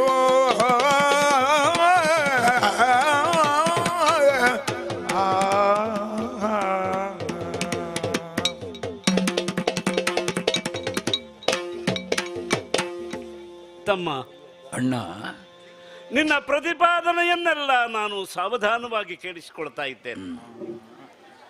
ಕ್ರಮವಾಗಿ ನೀನು ರಾಮನನ್ನೇ ನಾವೆಲ್ಲ ಅಪೇಕ್ಷೆ ಪಟ್ಟಿದ್ದೇವೆ, ಅವನೇ ರಾಜನಾಗಬೇಕು ಎಂಬ ವಾದವನ್ನು ಮುಂದಿಟ್ಟಿದ್ದಿ. ವಾಂಶಿಕವಾಗಿಯೂ ಹಾಗೆ ಅಲ್ಲೋ ಹಿರಿತನ, ಪ್ರಜೆಗಳ ಅಪೇಕ್ಷೆಯನ್ನು ವಿವರಿಸಿದ್ದಿ, ಜ್ಯೇಷ್ಠಾನುಸರಣೆ, ಹೌದು, ನಮ್ಮ ವಂಶದ ರೀತಿ ನೀತಿಗಳನ್ನು ವಿವರಿಸಿದ್ದಿ. ಜೊತೆಗೆ ನಿನ್ನ ಅಂತರಂಗದ ಭಾವವನ್ನು ಹೇಳಿದ್ದಿ, ನನ್ನ ಅರ್ಹತೆಯನ್ನು ಕೊಂಡಾಡಿದ್ದಿ, ಅದಕ್ಕೆ ತಾನು ಯೋಗ್ಯ ಅಲ್ಲ ಎಂಬ ಸ್ಥಿತಿಯನ್ನು ನೀನು ವಿವರಿಸಿದ್ದಿ. ಆದರೆ ಇದನ್ನೆಲ್ಲ ವಿವೇಚನೆ ಮಾಡಬೇಕು. ಯಾಕೆಂದರೆ ನೀನು ಒಂದು ನೆಲೆಯಿಂದ ವಿವರಿಸಿದ ಈ ವಿವರಗಳನ್ನು ನಾವು ಪರೀಕ್ಷೆ ಮಾಡದೆ ಒಪ್ಪಿಕೊಳ್ಳಿಕ್ಕೆ ಆಗುವುದಿಲ್ಲ. ಸಿಂಹಾಸನಕ್ಕೆ ನಾನು ಯೋಗ್ಯ ಹೌದೋ ಅಲ್ಲವೋ ಎನ್ನುವುದು ಪ್ರಕೃತವೇ ಅಲ್ಲ ಇದು. ಈಗ ನಾವು 4 ಮಕ್ಕಳು ದೇವನಿರ್ಮಿತವಾದಂತಹ ಪ್ರಾಜಾಪತ್ಯ ಪುರುಷ ಕೊಟ್ಟ ಪಾಯಸದಿಂದ ಹುಟ್ಟಿ ಬಂದವರು ಅಂದರೆ ನಮ್ಮಲ್ಲಿ ಬಹಳ ವ್ಯತ್ಯಾಸ ಏನೂ ಇಲ್ಲ. ಹೌದಾ? ರಾಮ ಯೋಗ್ಯನಾದರೆ ಭರತನೂ ಯೋಗ್ಯ, ಲಕ್ಷ್ಮಣನೂ ಯೋಗ್ಯ, ಶತ್ರುಘ್ನನೂ ಯೋಗ್ಯ. 4 ಯೋಗ್ಯರೇ. ಆದರೆ ಸಿಂಹಾಸನ ಯಾರಿಗೆ ಎಂಬ ಪ್ರಶ್ನೆ ಬಂದಾಗ ಹಿರಿಯನಾದಂತಹ ರಾಮನಿಗೆ. ಅದಕ್ಕೆ ನೀನು ಒಂದು ಯುಕ್ತಿಯನ್ನು ಕೊಟ್ಟಿದ್ದಿ. ಯಾಕೆ? ನಮ್ಮ ವಂಶ ಪಾರಂಪರ್ಯದಲ್ಲಿ ಈ ನಿಯಮ ಇರೋದ್ರಿಂದ ಜ್ಯೇಷ್ಠಾಪತ್ಯ ಯಾರೋ ಅವನು ಸಿಂಹಾಸನಕ್ಕೆ ಅಧಿಕಾರಿ. ಕರ್ಮಾಂಗಗಳಿಗೆ ಗರ್ಭದಿಂದ ಹೌದು, ಅಧಿಕಾರಕ್ಕೆ ಪ್ರಪಂಚದ ಬೆಳಕು ಕಂಡಂದಿನಿಂದ. ಅದೇ, ಆದ್ದರಿಂದ ಈ ಒಂದು ಒಪ್ಪಿಕೊಂಡ್ರು ಕೂಡ ನನ್ನ ಜ್ಯೇಷ್ಠ ಪುತ್ರತ್ವ ಇಲ್ಲಿ ಸಿಂಹಾಸನಕ್ಕೆ ಪ್ರಯೋಜಕವಲ್ಲ ಅಂತ ನಾವು ಅದನ್ನು ಗಮನಿಸಬೇಕು. ನಮ್ಮ ಮನೆಯಲ್ಲಿ ನಡೆದದ್ದು ವಿಶೇಷ ಘಟನೆ. ನಮ್ಮ ತಂದೆಯವರು ತಾಯಿಯವರಿಗೆ ಅಂದ್ರೆ ನಿನ್ನ ತಾಯಿಗೆ, ನಮ್ಮ ಅಮ್ಮನಿಗೆ ಕೊಟ್ಟಂತಹ ಮಾತು. ಆ ಮಾತನ್ನ ನಡೆಸುವುದು ಅವರ ಕರ್ತವ್ಯ. ಅವರು ಚಕ್ರವರ್ತಿಯ ಪ್ರಾಣವನ್ನು ಉಳಿಸಿದ ಒಂದು ರಾಷ್ಟ್ರಭಕ್ತೆಯಾದಂತಹ ಪ್ರಜೆಗೆ ಕೊಟ್ಟ ಮಾತದು. ಹೌದು, ಕೇವಲ ಪ್ರೀತಿಯ ಮಡದಿಗೆ ಪ್ರೀತಿಯಿಂದ ಕೊಟ್ಟ ಮಾತಲ್ಲ. ಶಂಬರಾಸುರ ಕಾಳಗದಲ್ಲಿ ತಂದೆಯವರು ಮೂರ್ಛಿತರಾಗಿ ಬಿದ್ದಾಗ ಅವರ ಪ್ರಾಣ ರಕ್ಷಣೆ ಮಾಡಿದವಳು ನಿನ್ನಮ್ಮ. ಹೌದಾ? ಯಾವ ವಿಧಾನದಲ್ಲಿಯೇ ಮಾಡಲಿ, ಚಕ್ರವರ್ತಿಯ ಪ್ರಾಣ ರಕ್ಷಣೆ ಮಾಡಿದವರಿಗೆ ನಾನು 2 ವರ ಕೊಡ್ತೇನೆ ಅಂತ ತಂದೆಯವರು ಹೇಳಿದ್ದಾರೆ. ನನ್ನ ವರವಾಗಿ ನೀವಿರುವಾಗ ನನಗೆ ವರ ಯಾಕೆ ಅಂತ ಕೇಳಿದ್ದು ಚಿಕ್ಕಮ್ಮನ ಔದಾರ್ಯ. ಅದು ಬಹಳ ದೊಡ್ಡ ಔದಾರ್ಯ. ನಾನು ಆ ವಿಷಯದಲ್ಲಿ ನಿನ್ನ ಹತ್ರ ಮಾತಿಲ್ಲ. ಅಲ್ಲ, ಹಾಗಲ್ಲ, ಅದನ್ನು ಮುಂದುವರಿಸ ಪೀಠಿಕೆ ಮಾತ್ರ. ಯಾಕೆ ಈ ಔದಾರ್ಯವಿದ್ದರೂ ಕೂಡ ಚಿಕ್ಕಮ್ಮ ವರವನ್ನು ಯಾಕೆ ಹಿಂದಿನ ದಿವಸ ಕೇಳಿದ್ಲು ಅಥವಾ ಆ ದಿವಸವೇ ಯಾಕೆ ಕೇಳಿದ್ಲು ಎನ್ನುವುದಕ್ಕೆ ಕಾರಣ ನನಗೆ ಗೊತ್ತಾಗಿದೆ ತಮ್ಮ. ಚಕ್ರವರ್ತಿಯಾಗಿ ದಶರಥ ಕೊಟ್ಟ ಮಾತು ಪೀಠದಿಂದ ಇಳಿದ ಮೇಲೆ ನಡೆಸಲಿಕ್ಕಾಗ್ತದೆಯೋ? ಇಲ್ಲ, ಆಗೋದಿಲ್ಲ. ಕೈಕಾ ಮಾತೆ ನಮ್ಮ ಅಯೋಧ್ಯೆಯ ಸೌಭಾಗ್ಯದಾತೆ ಅವಳು. ಚಕ್ರವರ್ತಿಯ ಮಾತು ಬಂಜೆಯಾಗಬಾರದು, ವಚನಭಂಗದ ದೋಷ ಅವರಿಗೆ ತಗಲಬಾರದು ಎನ್ನುವ ಕಾರಣಕ್ಕಾಗಿ ಪಟ್ಟಾಭಿಷೇಕದ ಮುಹೂರ್ತದ ಕೆಲವು ಕಾಲ ಮುಂಚೆ ಅವಳು ಕೇಳಿದ್ದಾಳೆ, ಈ 2 ಮಾತು ನಡೆಸ್ಕೊಡಿ ಅಂತ. ವರ ಯಾವುದು ಅಂತ ಕೇಳಿದಾಗ ರಾಮಾಭಿಷೇಕಕ್ಕೆ ಸಂಗ್ರಹಿಸಲಾದ ಸಂಭಾರದಿಂದಲೇ ಭರತನಿಗೆ ಪಟ್ಟ ಆಗಬೇಕು, ರಾಮಚಂದ್ರನಿಗೆ 14 ವರ್ಷ ವನವಾಸ ಬರಬೇಕು. 2 ವರಗಳನ್ನು ಅವಳು ಕೇಳಿದ್ದಾಳೆ. ಈ 2 ವರಗಳ ಮಾತನ್ನು ನಡೆಸಬೇಕಾದದ್ದು ತಂದೆಯ ಕರ್ತವ್ಯ. ತಂದೆಯವರು ಭಾವುಕರಾದರು. ರಾಮ ಪ್ರೇಮ ಅವರಿಗೆ ಮೋಹವಾಗಿತ್ತು, ಅದನ್ನು ಬಿಡಿಸುವುದಕ್ಕೆ ನಾನೇ ಹೋಗಬೇಕಾಯ್ತು. ಅಂತಃಪುರದವರೆಗೆ ಹೋಗಿ ಇದೇನು ದೊಡ್ಡ ವಿಷಯ ಅಲ್ಲ, ಒಂದು ಅಲ್ಪವಾದಂತಹ ಕಾರ್ಯ 14 ವರ್ಷಗಳಲ್ಲಿ ಪೂರೈಸಿ ನಾನು ಬರ್ತೇನೆ ಅಂತ ಹೇಳಿ ವನವಾಸ ವ್ರತವನ್ನು ನೀನು ಬರುವ ಮೊದಲೇ ಸ್ವೀಕಾರ ಮಾಡಿ ಆಗಿದೆ. ಹೌದಾ? ಯಾವುದನ್ನು ನಾವು ಸ್ವೀಕಾರ ಮಾಡ್ತೇವೆಯೋ ನಡೆಸ್ತೇನೆ ಅಂತ ಶಪಥ ಮಾಡಿ ಅದನ್ನು ಮಧ್ಯದಲ್ಲಿ ಬಿಡಬಹುದಾ? ಹಾಗೆ ಬಿಟ್ಟರೆ ತಂದೆಯ ಮಾತನ್ನು ಮೀರಿದ ಹಾಗೆ ಆಗ್ತದೆ. ತಾಯಂದಿರೇ ಬಂದು ಕ್ಷಮಾಯಾಚನೆ ಮಾಡಿದ್ದಾರೆ. ಕೈಕಾಮಾತೆ ಬಂದು ಕಟ್ಟಿಕೊಂಡು ನನ್ನನ್ನು, ರಾಮ ತಪ್ಪಾಯಿತು ಕ್ಷಮಿಸು ಅಂತ ಕೇಳ್ತಾಳೆ. ಇದು ಸರಿಯೋ ತಮ್ಮ? ಯೋಚನೆ ಮಾಡು. ತಾಯಂದಿರ ಮಕ್ಕಳಾಗಿ ತಾಯಂದಿರಿಗೆ ಕ್ಷಮೆ ಕೊಡ್ಲಿಕ್ಕೆ ನಾವು ಯಾರು? ತಂದೆಯವರು ಬದುಕಿದ್ದಿದ್ದರೆ ಅವರಿಗೆ ಕ್ಷಮಿಸುವ ಅಧಿಕಾರ ಇತ್ತು. ಅವರೇ ಜೀವಂತವಾಗಿದ್ದುಕೊಂಡು ರಾಮ ವನವಾಸವನ್ನು ಉಪಸಂಹಾರ ಮಾಡುವಂತೆ ಹೇಳಿದರೆ ನಾನು ಕೇಳಬಹುದು. ಈಗ ಅವರು ಇಲ್ಲ, ತಂದೆಯವರ ಅವಸಾನ ಆಗಿದೆ, ಅವರಿಗೆ ಸಂಸ್ಕಾರ ನಾವು ಮಾಡಿದ್ದೇವೆ, ಇದು ವನವಾಸ ವ್ರತವನ್ನು ನಾನು ಸ್ವೀಕಾರ ಮಾಡಿ ಆಗಿದೆ. ಸ್ವೀಕಾರ ಮಾಡಿ ಈಗ ಮಧ್ಯದಲ್ಲಿ ಬಿಟ್ಟರೆ ಇದು ಭೂಷಣ ಆಗುತ್ತದೆಯೋ? ಒಂದು ವಾದ ಮಂಡಿಸಬೇಕಾ? ಅಲ್ಲ, ಯಾವ ವಾದಲ್ಲ. ಯಾವುದು? ಈಗ ದಶರಥ ಭೂಪತಿಗಳನ್ನು ಉಳಿಸಿದ್ದು ಕೈಕಾಮಾತೆ ಉಳಿಸಿದ್ದಾಳೆ ಅಂದ್ರೆ ತನ್ನ ಕುಂಕುಮವನ್ನು ಉಳಿಸಿದ್ದಾಳೆ ಅಂತ ಅರ್ಥ ಅಲ್ವಾ? ಅಲ್ಲ, ಹಾಗೂ ಹೇಳ್ಬೋದು. ಅಷ್ಟೇ ಅಲ್ಲ, ಇರ್ಲಿ. ಅಲ್ಲ, ಗಂಡ ಚಕ್ರವರ್ತಿ ಹೌದು, ಉಳಿಸಿದ್ದು ತನ್ನ ಗಂಡನನ್ನಲ್ವಾ? ಚಕ್ರವರ್ತಿಯನ್ನು ಗಂಡನೇ ಚಕ್ರವರ್ತಿಯ ಗಂಡ. ತನ್ನ ಮಾಂಗಲ್ಯವನ್ನು ತನ್ನ ಕುಂಕುಮವನ್ನು ಉಳಿಸಿದ್ದಕ್ಕೊಬ್ಬ ವರ ಕೊಟ್ರೆ ಅದು ಪಡಿಬೇಕಾ? ಅಲ್ಲ, ವರವಾದ್ರೂ ಪಡಿಲೇಬೇಕು. ಅಲ್ಲಲ್ಲ, ವರವನ್ನು ಕೊಟ್ಟ ತಕ್ಷಣ ಪಡಿಬೇಕು ಅಂತ ಇಲ್ಲ, ಪಡೆಯುವುದು ಬಿಡುವುದು ಅವರಿಗೆ ಬಿಟ್ಟ ವಿಷಯ ಅಲ್ವೋ? ಅಲ್ಲ ಅದೇ ಪಡೆಯುವವರೇ, ಯಾರು ಕೇಳ್ತಾರೋ ಅವರು ಪಡೆಯುವವರು. ಹೌದಾ? ಸರಿ, ಅಲ್ಲ ಪಡಿಬೇಕು ಅಂತಲೇ ಇಲ್ಲ ಅಂತ ಅಲ್ಲ, ಪಡಿಬೇಕೆ ಅಂತಲೇ ಇಲ್ಲ, ಅದು ಪಡೆಯುವುದಕ್ಕೆ ಪ್ರಯತ್ನ ಪಟ್ಟಿದ್ದಾರಲ್ಲ. ಒಪ್ಪಿದೆ, ಅದೇ ವಾದವನ್ನು ಮುಂದುವರಿಸುವುದಿಲ್ಲ. ವರವನ್ನು ಕೇಳಿದ್ದು ಮತ್ತು ವರವನ್ನು ಅನುಭವಿಸಬೇಕಾದ್ದು ನನ್ನ ತಾಯಿ. ಹೌದು. ರಾಮನಿಗೆ ವನವಾಸ ನಿನಗೆ ಬಿಟ್ಟದ್ದು, ಭರತನಿಗೆ ಪಟ್ಟಾಭಿಷೇಕ ತಾಯಿ ಕೇಳಬಹುದು, ನನಗಿಷ್ಟ ಉಂಟಾ? ತಾಯಿ ಬೇರೆ ಯಾವುದನ್ನು ಕೇಳಲಿ, ನನಗೆ ಬೇರೆ ಒಂದು ಅರಮನೆಯನ್ನು ಕಟ್ಟಿ ನಾನು ಕೂತ್ಕೊಳ್ತೇನೆ ಅಂತ ನನಗೆ ಅಲ್ವಾ ಕೇಳಿದ್ದು? ನನಗಲ್ವಾ ಕೇಳಿದ್ದು? ಸ್ವಾತಂತ್ರ್ಯ ನನಗಿಲ್ವಾ? ನಾನು ಅದನ್ನು ಅನುಭವಿಸಬೇಕೋ ಬೇಡೋ ಅಂತ ಅಲ್ಲ. ಈಗ ಇದನ್ನು ನಾನು ಉತ್ತರಿಸಬಹುದಾ? ಅದೇ ನಿನ್ನ ಹತ್ರ ಪ್ರಶ್ನೆ ಕೇಳಿದ್ದಾನೆ. ಅದು ಸರಿಯಾಗಿದೆ. ಯಾಕೆ ಅಂದ್ರೆ, ವರವಾಗಿ ತಾಯಿ ನಿನಗೆ ಪಟ್ಟವನ್ನ ಯಾಚಿಸಿದಳು. ಆ ಪಟ್ಟ ನಿನಗೆ ಇಷ್ಟವಾಗದೇ ಇರಬಹುದು, ಆದ್ರೆ ನೀನು ಪಟ್ಟ ಏರುವವರೆಗೆ ಅವಳಿಗೆ ವರ ಅಂತ ಆಗುದಿಲ್ಲ. ಅದನ್ನು ನಾವು ಗಮನಿಸಬೇಕು. ತಾಯಿ ಕೇಳಿದ್ದು ಸರಿಯೋ ತಪ್ಪು ಅಂತ ವಿಮರ್ಶೆ ಮಾಡೋದಲ್ಲ. ತಾಯಿ ಕೇಳಿದ್ದನ್ನ ಅನುಸರಿಸಿ ಅದು ವರವಾಗುವಂತೆ ಮಕ್ಕಳಾದವ್ರು ನಡ್ಕೊಳ್ಬೇಕು. ಅಲ್ಲ, ಮಕ್ಕಳಾಗಂತೆ ಅದು ನಡ್ಕೊಳ್ಬೇಕು. ಹೌದು, ನಡ್ಕೊಳ್ಬೇಕು. ಆದ್ರೆ ವರನೇ ವರ ಕೊಟ್ಟದ್ದು. ಹೌದು. ಹೌದಾ? ವರ ಶ್ರೇಷ್ಠವಾದದ್ದು. ಹೌದು. ಶ್ರೇಷ್ಠತ್ವವನ್ನೇ ಕಳ್ಕೊಂಡ್ಲಲ್ಲ ತಾಯಿ. ಅಲ್ಲ, ಅದು ಪರಿಣಾಮ ಹಾಗಾಗಬಹುದು, ಹಾಗಾಗ್ತದೆ ಅಂತ ಅವಳಿಗೂ ಗೊತ್ತಿಲ್ಲ. ಅಲ್ಲ, ಗೊತ್ತಿಲ್ಲ, ಆದದ್ದು ಹೌದಲ್ವಾ? ಅಲ್ಲಲ್ಲ, ಹೇಳ್ತೇನೆ ನಾನು. ಪರಿಣಾಮ ಹೀಗಾಗ್ತದೆ ಅಂತ ಗೊತ್ತಿದ್ರೆ ಕೇಳುವಷ್ಟು ಮೂರ್ಖಳಲ್ಲ ಅವಳು. ವೈಧವ್ಯವನ್ನ ಆಮಂತ್ರಿಸಿ ಯಾರೂ ವರ ಪಡ್ಕೊಡೋದಿಲ್ಲ.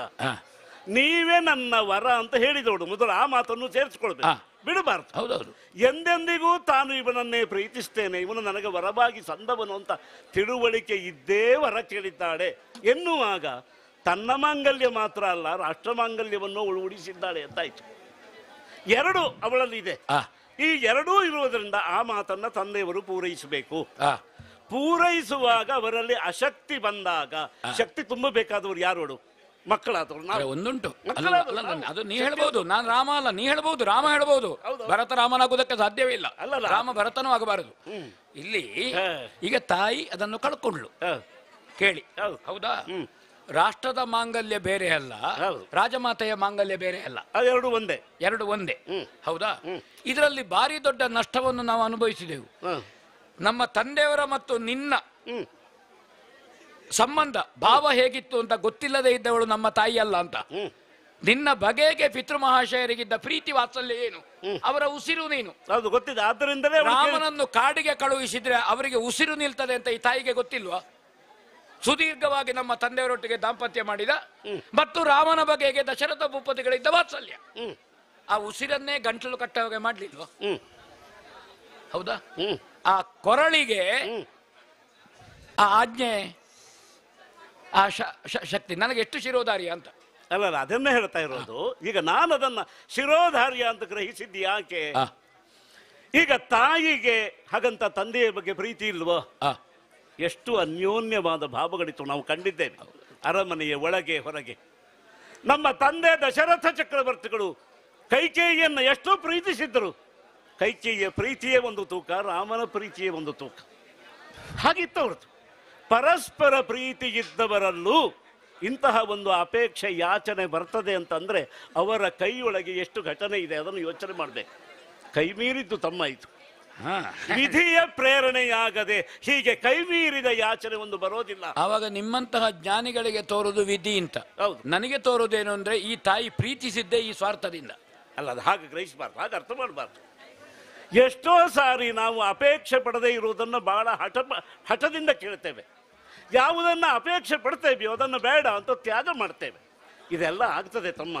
ಆದ್ರಿಂದ ವಿಧಿ ಪ್ರೇರಿತವಾಗಿ ಅವಳು ವರವನ್ನ ಯಾಚಿಸಲು, ವರವನ್ನ ಕೊಡಲೇಬೇಕಾದದ್ದು ತಂದೆಯವರ ಕರ್ತವ್ಯ. ಚಕ್ರವರ್ತಿಯಾಗಿ, ಗಂಡನಾಗಿ ಅದನ್ನ ಪೂರೈಸುವಲ್ಲಿ ಅವರು ಅಶಕ್ತರಾದಾಗ, ದುರ್ಬಲರಾದಾಗ, ಭಾವ ಜರ್ಜರಿತರಾದಾಗ ಅವರಿಗೆ ಒಂದು ನೈತಿಕವಾದ ಬೆಂಬಲವನ್ನ, ಸ್ಥೈರ್ಯವನ್ನ ಕೊಡಬೇಕಾದವರು ನಾವು. ಆದ್ದರಿಂದ ನನ್ನ ಪಾಲಿನ ಕರ್ತವ್ಯ ಅಂತ ನಾನು ವನವಾಸವನ್ನ ಸ್ವೀಕಾರ ಮಾಡಿ ಆಗಿದೆ. ಬಂದು ನಾವು ಚಿತ್ರಕೂಟದಲ್ಲಿ ಬಂದು ನೆಲೆಸಿದ್ದೇವೆ, ಎಷ್ಟೋ ಕಾಲ ಕಳೆದಿದೆ. ತಂದೆಯವರು ಈಗಿಲ್ಲ, ಆದ್ರಿಂದ ಕ್ಷಮಿಸುವುದಕ್ಕೆ ತಂದೆಯವರು ಇಲ್ಲ. ವ್ರತವನ್ನ ಉಪಸಂಹಾರ ಮಾಡುವುದಕ್ಕೆ ನನಗಾಗುವುದಿಲ್ಲ. ಇಲ್ಲಿಯವರೆಗೆ ಯಾವುದನ್ನ ನಾನು ಸ್ವೀಕಾರ ಮಾಡಿದ್ದೇನೋ ಅದನ್ನು ಬಿಟ್ಟು ಕೊಡುವ ಅಲ್ಲ. ಈಗ ತೊಡುವುದಕ್ಕಿರುವುದು ನಿನಗೆ ಈ ಸಿಂಹಾಸನ ಮಾತ್ರ. ತಂದೆಯವರ ಆಜ್ಞೆಯನ್ನು ಅನುಷ್ಠಾನ ಮಾಡಬೇಕಾದ್ದು ಮಕ್ಕಳಿಗೆ ಕರ್ತವ್ಯ. ಹೌದು, ಅದನ್ನು ಮೀರಿ ನಡೆದವರು ಉಂಟೆ. ಅದನ್ನು ಜ್ಯೇಷ್ಠ ಭ್ರಾತೃ ಪಿತು ಸಮನಾದ ನೀನೇ ತಂದೆ ಸ್ಥಾನದಲ್ಲಿದ್ದು ಹೇಳುವುದು. ಹೌದು, ಮಾಡಬೇಕು. ಹೌದಾ?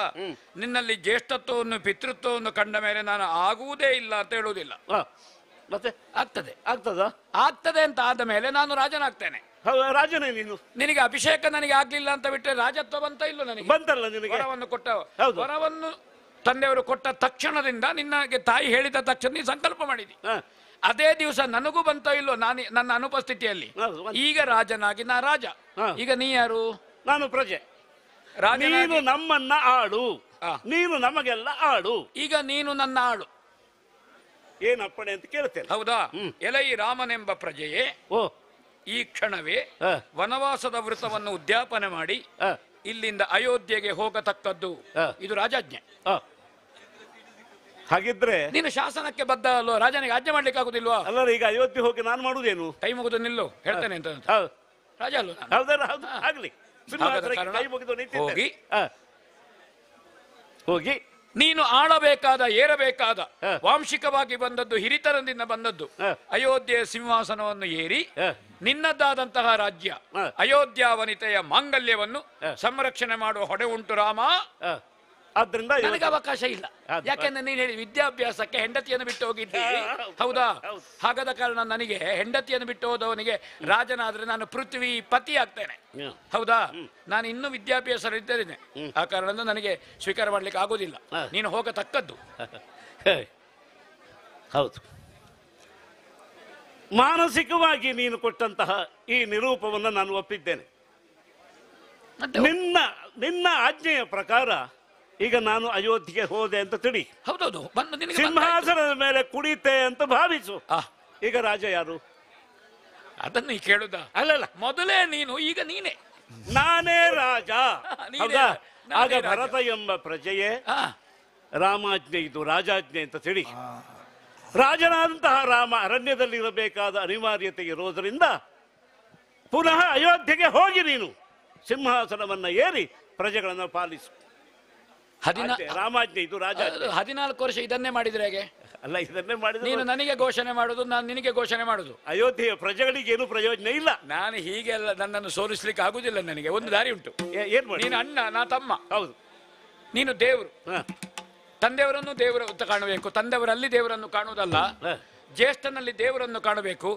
ಜ್ಞಾನಿಗಳು ಜಗತ್ತು ನಿನ್ನಲ್ಲಿ ಏನನ್ನು ಕಂಡಿದ್ದಾರೆ ಅಂತ ನನಗೆ ಗೊತ್ತುಂಟು. ನಾನು ಅದನ್ನು ಹೇಳುವುದಿಲ್ಲ.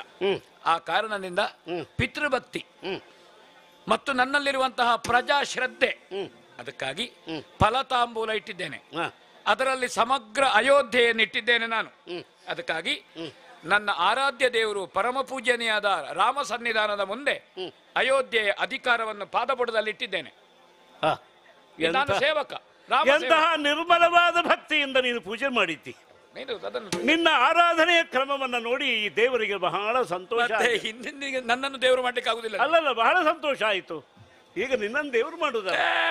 ನಿನ್ನಂತಹ ಭಕ್ತ ಶರಣ ನನಗೆ ಯಾರಿದ್ದಾರೆ ಹೇಳು? ಅದಕ್ಕಾಗಿ ಪ್ರಸನ್ನತೆಯಿಂದ ಈ ರಾಜ್ಯವೆಂಬ ಪ್ರಸಾದವನ್ನು ಹಿಂದಿರುಗಿಸುತ್ತಿದ್ದೇನೆ. ಅಣ್ಣ, ನಾ ಸೋತೆ. ಹೌದಾ? ಹೌದೌದು. ಆದ್ರೆ ನನ್ನ ಪ್ರಾರ್ಥನೆಯನ್ನು ನಾ ಹೇಳಬಹುದಾ? ಅದು ಹೇಳ್ಬೇಕದು.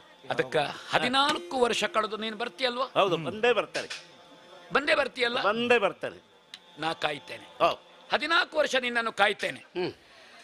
14 ವರ್ಷ ಕಳೆದು 9 ಗಳಿಗೆ ನಿನ್ನನ್ನು ಕಾಯ್ತೇನೆ. 9 ಗಳಿಗೆ ನಿನ್ನನ್ನು ಕಾಯ್ತೇನೆ. ನೀನು ಬಾರದೇ ಇದ್ರೆ ಒಬ್ಬ ತಮ್ಮನನ್ನು ನೀನು ಕಳ್ಕೊಳ್ತಿ. ಅಗ್ನಿ ಪ್ರವೇಶ ಮಾಡ್ತೇನೆ. ತಮ್ಮ, ಲಕ್ಷ್ಮಣನಿಗೆ ದಿನವನ್ನ ಬರೆದಿಟ್ಟುಕೋ ಅಂತ ಹೇಳಿದ್ದೇನೆ. 9 ಗಳಿಗೆಯ ಕಳೆಯುವ ಮೊದಲೇ ನಾನು ಯಾವ ಬೆಂಕಿಗೆ ನೀನು ಹಾರಬೇಕು ಅಂತ ಬಯಸಿದ್ಯೋ ಆ ಬೆಂಕಿಯಿಂದ ಎದ್ದು ಬಂದು ನಿನ್ನನ್ನು ಹಿಡ್ಕೊಳ್ತೇನೆ. ನಾನು ರಾಮ ಸೇವಕ. ಪಟ್ಟದಾನೆಯಲ್ಲಿ ಏನು ತಂದಿದ್ದೇನೆ ಅಂತ ಗೊತ್ತುಂಟ? ಸ್ವರ್ಣ ಪಾದುಕೆಯನ್ನು ತಂದಿದ್ದೇನೆ, ಕಾಲಬುಡದಲ್ಲಿಟ್ಟಿದ್ದೇನೆ. ಇನ್ನ ಇಂಗಿತ ಗೊತ್ತಾಯಿತು ತಮ್ಮ. ಉಳಿದವರು ಎಷ್ಟು ಬೆಳೆದರು ರಾಮನ ಪಾದಕ್ಕೆ ಸಮ. ರಾಮ ಮಾತ್ರ ಶ್ರೀಪಾದ.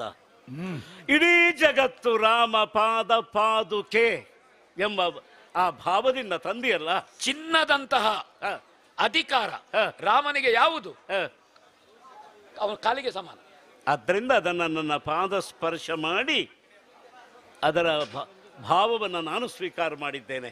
ನಿಮ್ಮ ಸೇವೆಗಾಗಿ ಅದನ್ನು ಬಿಟ್ಟುಕೊಡ್ತಾ ಇದ್ದೇನೆ. ಅಣ್ಣ, ಅಯೋಧ್ಯೆಗೆ ಹೋಗಿ ಸಿಂಹಾಸನ ಏರ್ತೇನೆ ಅಂತ ನೀನು ತಿಳಿಬೇಡ. ಯಾವುದು ನಿನಗೋ ಅದು ನನಗೆ. ಜಟಾವಲ್ಕರ ದಾರಿಯಾಗಿ ಹೊರಟು ನಿಂತಿದ್ದಿ ನೀನು. ಸಂಕಲ್ಪ ಮಾಡಿದ್ದಿ. ಇಷ್ಟೇ ಹೇಳ್ತೇನೆ, ಭರತ ರೂಪದ ರಾಮ ಅಯೋಧ್ಯೆಗೆ ಹೋಗುತ್ತಾನೆ, ರಾಮ ರೂಪದ ಭರತ ವನವಾಸಿ ಆಗ್ತಾನೆ.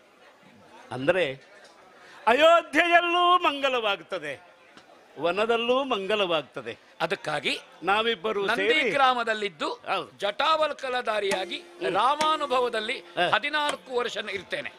ಆಗಲಿ. ಈ ಪಾದುಕೆಯನ್ನು ಸಿಂಹಾಸನದಲ್ಲಿಟ್ಟು ಶತ್ರುಘ್ನನ ಮೂಲಕವಾಗಿ ಆಡಳಿತ ನಡೆಸಬೇಕು ಅಂತ ಪ್ರಜೆಗಳಿಗೆ ಕರೆ ಕೊಡ್ತೇನೆ. ಆಗಲಿ ತಮ್ಮ, ನಿನ್ನನ್ನು ಬಾಚಿ ತಬ್ಬಿಕೊಂಡಿದ್ದೇನೆ. ಈ ಕ್ಷಣ ವಿಶ್ವ ಮಾಂಗಲ್ಯದ ಕ್ಷಣವಾಗಲಿ. ನಿಖರ ಸುದ್ದಿ, ಸದಭಿರುಚಿಯ ಕಾರ್ಯಕ್ರಮ. ನೀವು ನೋಡ್ತಾ ಇದ್ದೀರಾ ಕಹಳೆ ನ್ಯೂಸ್, ಸಮಾಜದ ಜಾಗೃತಿಗಾಗಿ ವಸ್ತುನಿಷ್ಠ ವರದಿ.